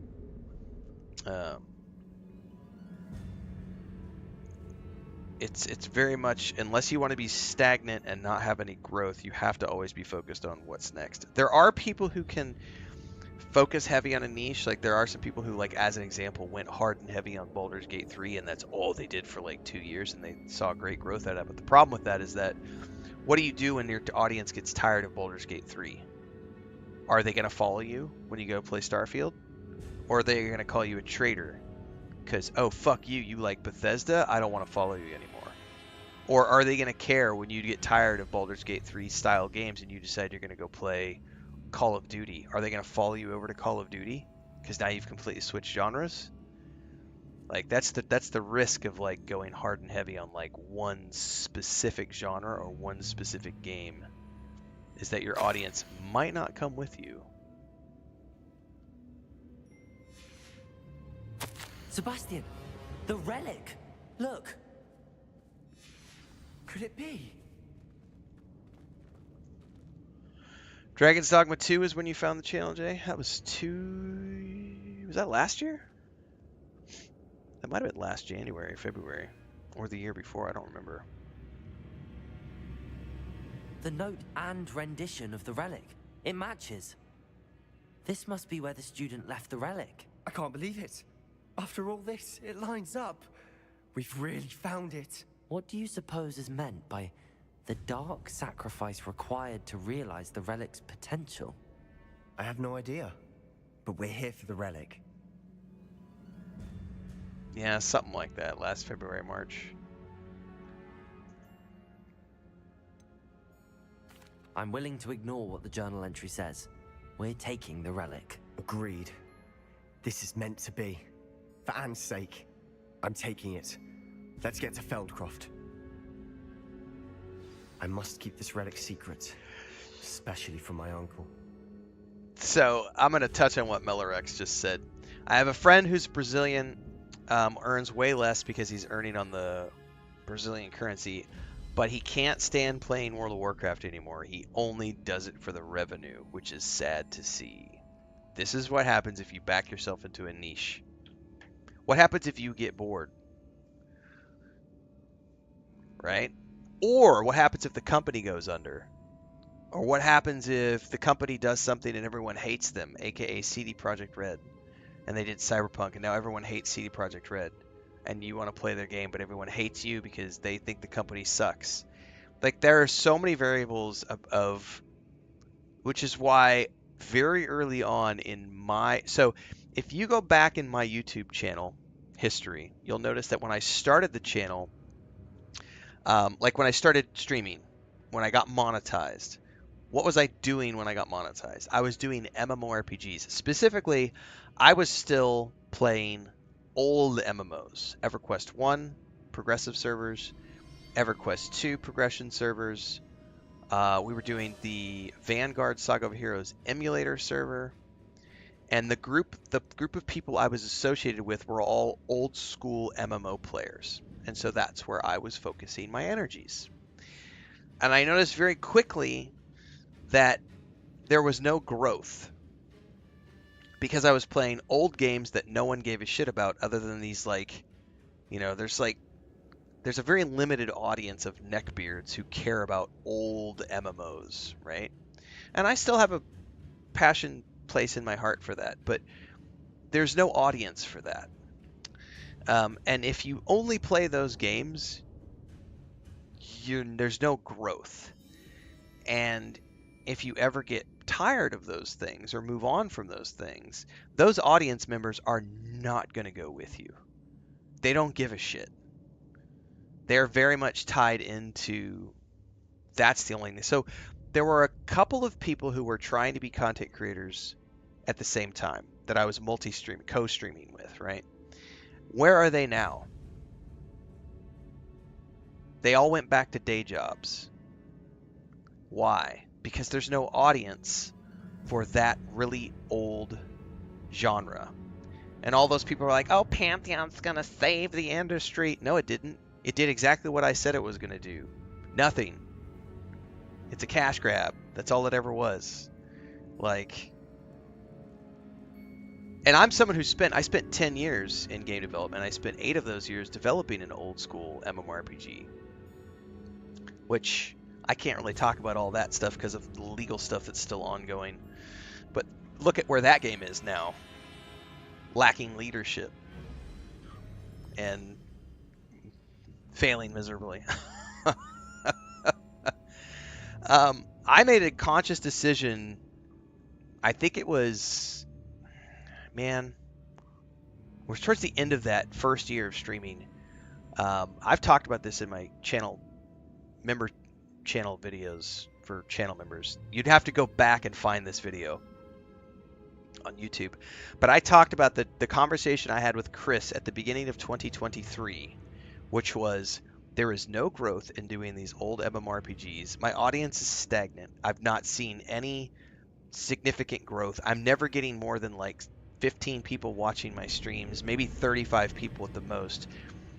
I need to figure out a strategy if I'm going to do this long term. And so I went and looked at Code Carnage. I went and looked at Force Gaming. I went and looked at all. And what did I find? I found that all these guys were doing variety channels and variety streams. And so then I started really digging into everything, and I found out, okay, it's way more important. Even though the growth can be slower, it's way more important to be a variety content creator and a variety streamer than it is to focus on one game or one genre. Because if that game or that genre ever dies out, you're fucked. Because your audience isn't necessarily going to carry over with you. And so I started focusing on single-player RPGs, which was something I loved anyway, game guides, and gaming news, along with tabletop stuff. I don't really do a lot of tabletop anymore because I published my tabletop game, and so I'm not really in that industry anymore, and I've published all the games that I've developed, so I'm no longer doing game dev stuff. And we published the last book in January of last year, so I'm done with all of that. I'm purely focused on my gaming right now, which is single-player RPGs for the most part. And there's a lot of variety in that. So I play 3 to 5 games every single month. And when you're always playing new games, you have the benefit of this net growth. Now there still are this. You're still going to see this because some games like Dune Awakening, lots of traffic. What did I just play recently that didn't get a lot of traffic? Let me go look at the streams and I'll tell you. I like talking about this stuff. I do a lot of analytics discussions behind closed doors for those of you who give a shit. Over on YouTube, we have the channel member videos, and I dive into the analytics and strategies and ChatGPT and all the things that I do. Tainted Grail was good. Doom: The Dark Ages. Doom: The Dark Ages was not a good stream for me. I got next to no traffic on my Doom streams. I was having about, I think at one point I dipped down to 12 people watching me on YouTube, but I had about 16 over on Twitch. So I was about 30 viewers between the two. But Doom: The Dark Ages was the lowest stream I've had in like probably a year and a half. Because I have a pretty good audience for the most part. We usually have about 50 people most mornings. Most mornings I have at least 50 people. And then when I play newer games, we'll spike to like 80 to 100 people. And then that'll taper back down to, 50-ish. It just depends on the game.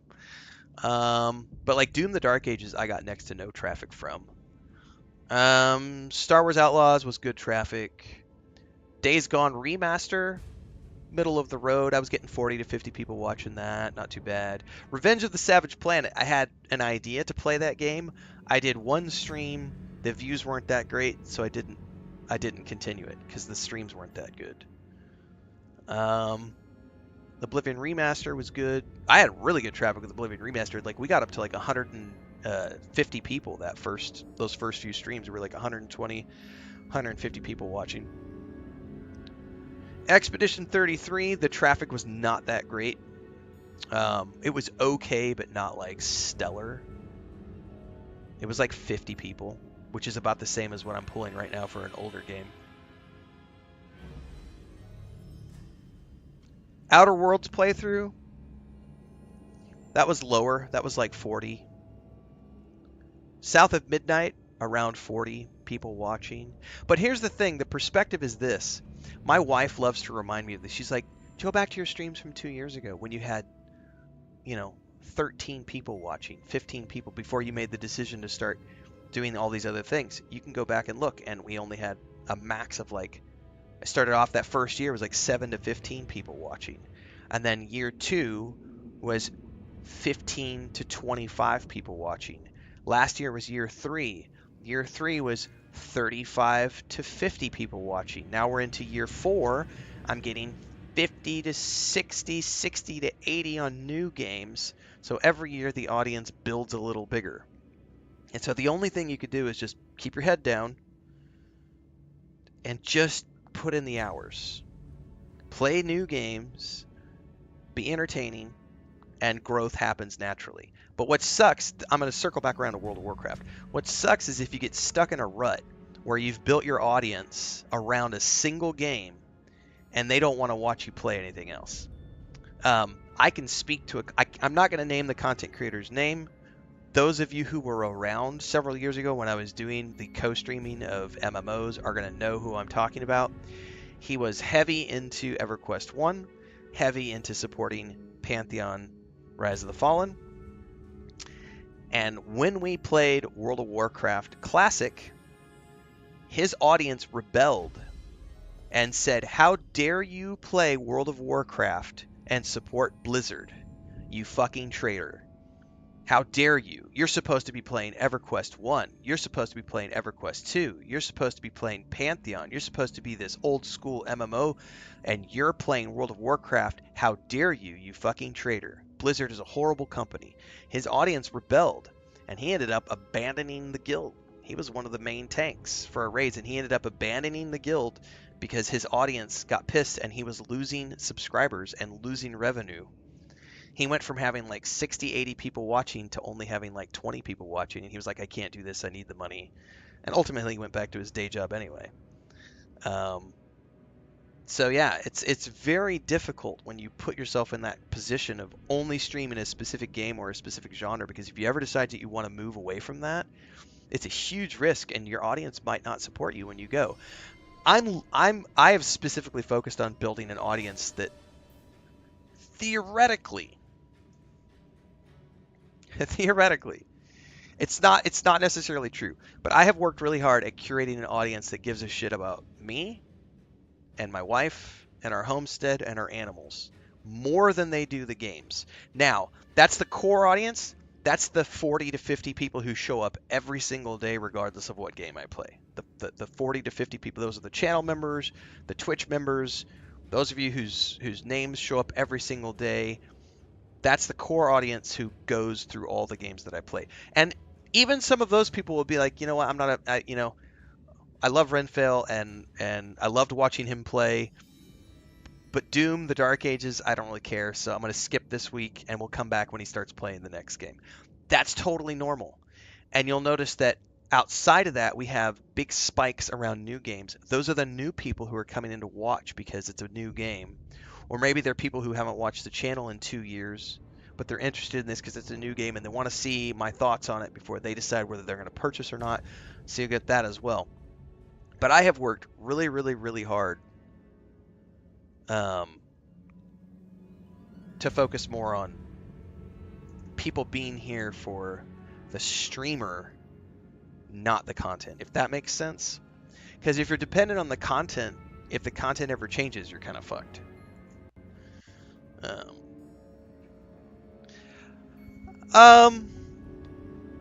Del D says, my favorite part of Asmongold's stream is the first part where he talks about popular news and fun links, best entertainment. Would you do that to help grow? I mean, I do occasionally do that, but it's not my focus. That's what Luke Stevens does as well. He just does this whole section. His whole stream is about live reactions, covering the news. I mean, that's a good question. So, I have tried it in the past. I have tried to do dedicated streams where I just react to the news and stuff, and I haven't done it for about a year. The last time I tried it, the audience was only like 15, 20 people. So I would get like 35, 40 people tuning in for a game stream, and then I went and tried to do a news stream and react to the news, react to game trailers, or like a reaction stream. And it didn't work. It was like, only like 15, 20 people tuned in. So I was like, it's not worth it for me to do that. So what I do now is we play a game, and then if someone tells me that there's a new trailer that dropped, we will take 5 minutes, we will go watch the new trailer, and then I will clip that out and put it out as a reaction video. So maybe it's something I could experiment with this summer now that we've gotten bigger, just to see if it would work or not. But I'm hesitant also because I'm not a huge fan of just doing reaction content. Like, I like watching the occasional game trailer, but a lot of the times what people want you to do as a reaction creator is like, go read a Reddit thread and I'm like, and like, I'm interested in a very specific subsection of the gaming industry. I don't really care about all this other stuff. So like, if there's RPG news, yeah, sure.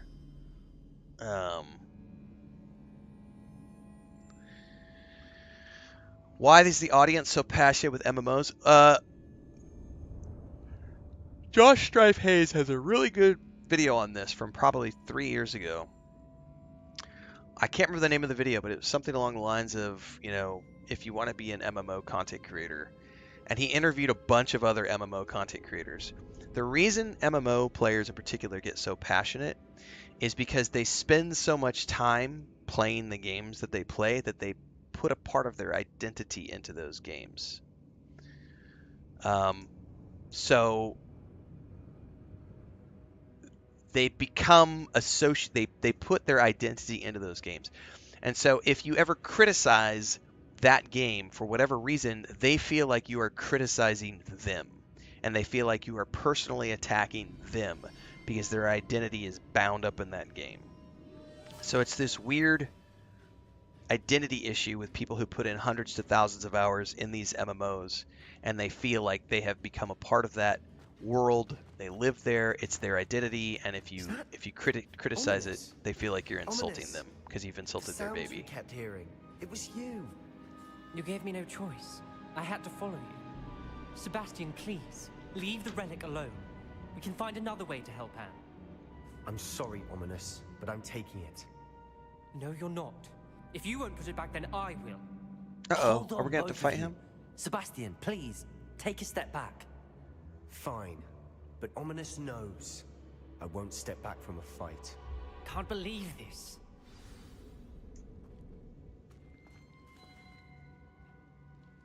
How much did you hear? Everything. I heard you encourage Sebastian to take the relic. Sebastian's done his research. He knows what he's doing. Sebastian makes things sound No. easy when they could be impossible. I don't watch Or live dangerous. streams very often We because need they to stop often have him. licensed And if music, nothing and will then it's change just a his mind, huge work on my something end has to. to try to cut all I that need stuff your out help. later when YouTube flags it for copyright.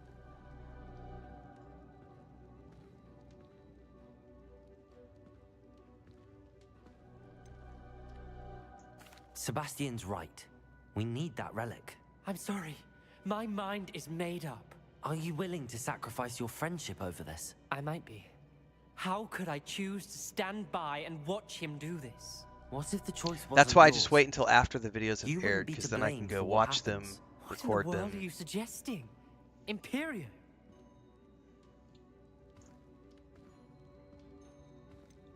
That's what I'm saying. I would take all responsibility. This could save your friendship. I know how to cast it. Sebastian taught me. But I won't do it unless you agree. This is insanity. I can't believe you would ask this of me. Sebastian is never going to give up trying to cure Anne. If you try and stop him now, he'll never forgive you. Fine. This is unfathomable. But I suppose if you want that responsibility, it may just save what is left of my friendship with Sebastian. Remember, this is what I was telling you about the dark arts. They come with a cost. You may well regret making this choice. Do what you have to do. Cast it. Before I change my mind. Imperio!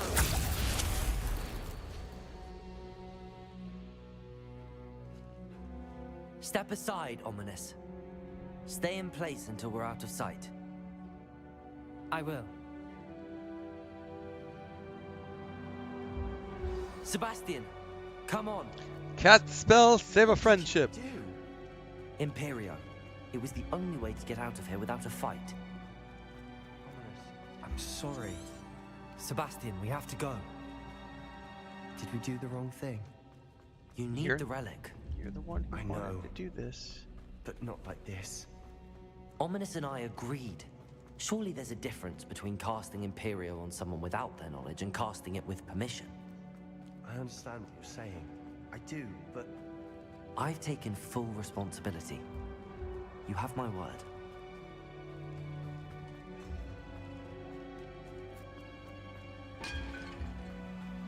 We've always looked out for each other, Ominous and I. I hope he knows that hasn't changed.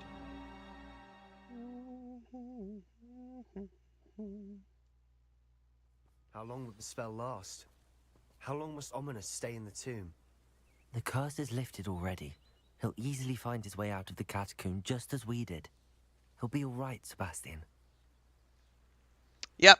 That's the only thing you can do, Zarnanthium. Like, when you have toxic people in your life, you gotta... You are the people you surround yourself with. And this just goes back, I'm going to say something, and those of you who have been in my community for a long time are going to know exactly what I say, when I say this. If you look at all the people I used to co-stream with, where are they now? None of them are streaming. None of them are doing... There's a couple that are still trying to do content creation, but they've all went back to like their previous day jobs. They all went crawling back to their old bosses and said, "Can we please have our jobs back?" I've had some previous, and I have to be careful how I say this because of legal things. I have previous business associates who I worked with who, where are they now? Without saying any specifics, let's just say they aren't in good places. And the things they tried to do are not working.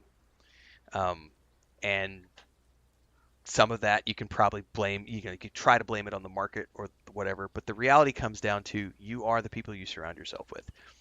And if you want to see success, you have to be willing to reach out, take that success, and do whatever it takes to achieve that success. Someone asked Matthew McConaughey in an interview recently if he still keeps in touch with anybody from his past years, and he's like, no. And they were like, don't you have any friends? And he's like, I have my wife and my kids. What do I need friends for? And I'm like, I'm the same way. I have my wife and my cats and my chickens and my ducks and my homestead. What the fuck do I need friends for? Like, I talk to my brother almost every single day. I have a really good relationship with him, my sister-in-law, and their kids. My wife's family is fucking amazing. We live 20 minutes away from my wife's family. They're over here like 3, 4 times a week. Like I said earlier, we're getting ready to start doing like daycare for our niece while she goes to school here in town. She's gonna be staying with us 5 days a week. Like, I have great relationships with family members and my wife, and that's all I need. And the reality is that I am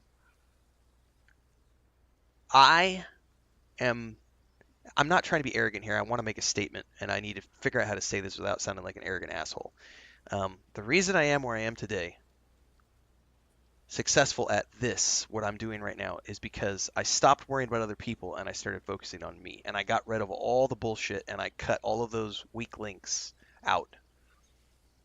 So you are who you surround yourself with, and the chain is only as strong as its weakest link. So if you want to make something happen, then you got to say, who are the anchors dragging me down, and get rid of those anchors. Like, you have to just focus on you and your goals, and focus on those things, because life's way too short to. I spent my whole career was helping other people build their brands, working for clients as a freelancer, and always working on other people's things, because and I made a good living at it. But at the end of the day, I was always only ever focusing on other people's shit. And, forming business ventures with business partners and doing things with other people and always trying to focus on other people's needs. And at the end of the day, my wife and I have had some really good conversations about this, as well as my brother and I. I have never been more successful than I have been when I stopped focusing on other people and started focusing on me, myself, and I. Is it selfish? Maybe. Do I give a shit? Nope, I don't. Because I get to do what I want to do in my life, and I'm not beholden to anybody else. I work hard, I pay my taxes, and that's it. Like, that's it. And nothing sucks seed like a parrot. I've never heard that before, JK. That's a really good. Nothing sucks seed like a parrot.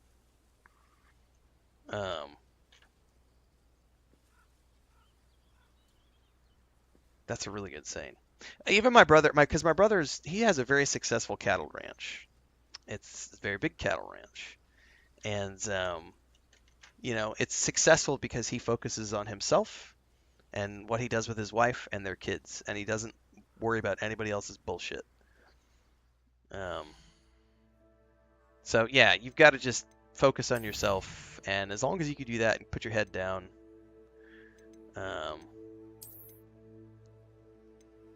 I'd say for the most part, you can be successful at just about anything you set your mind to, as long as you're willing to put in the man hours to do it. What's up, Babylonia? Let me check something here. Oh, shit. Let me check really quick, because I don't know if the main internet is up yet, so I need to, because we had a couple power outages last night. Let me pop open the Xbox, because the DLC for Atomfall, I think, just went live. I need to go see if I need to switch my internet over on the Xbox so that it starts downloading, because we're going to go play the Wicked Isle DLC for Atomfall here in a second. Looks like the internet is back up for the main connection. Let's see if the DLC is available. I may have to restart.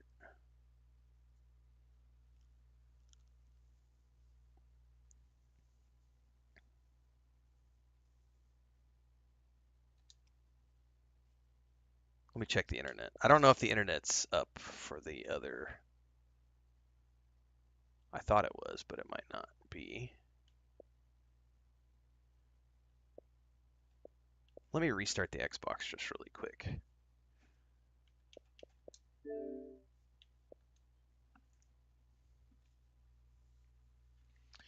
Check my Twitter, because I'm pretty sure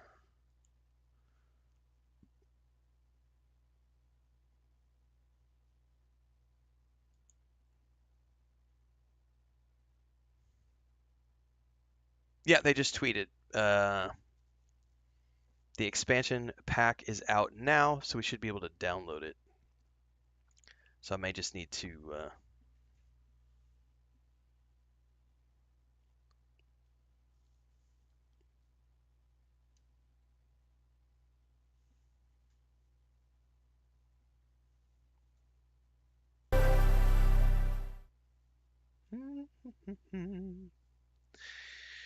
Crabs in a bucket. Just want to pull you down when you're more successful than them. That's the other issue too. There it goes. It is downloading and queued up. So, we're gonna pause the stream, guys. Everybody, I'm gonna go eat my breakfast. Let this download, and then I will be back in a few minutes, little bit, however long it takes to download. I may need to switch over to the other internet connection. Let's go see here what it says. It's queued but not downloading. I may need to switch over to the wired. Anyway, I'm going to eat my breakfast, download the DLC, and then I'll be back in a little bit. And we're going to do the Adamfall DLC since Rebellion sent me the code for Wicked Isle. So, I'll be there in a minute. Me voy contigo.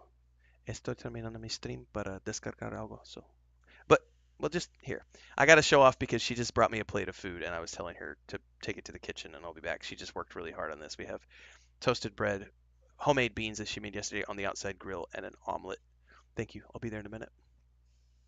She didn't know that I was stopping my stream, so looks like this is queued, so I need to switch over to the, or maybe it's going now. Anyway, guys, I'll be back in a little bit once I finish up breakfast and this finishes up doing what it's going to do. We'll play some Adamfall.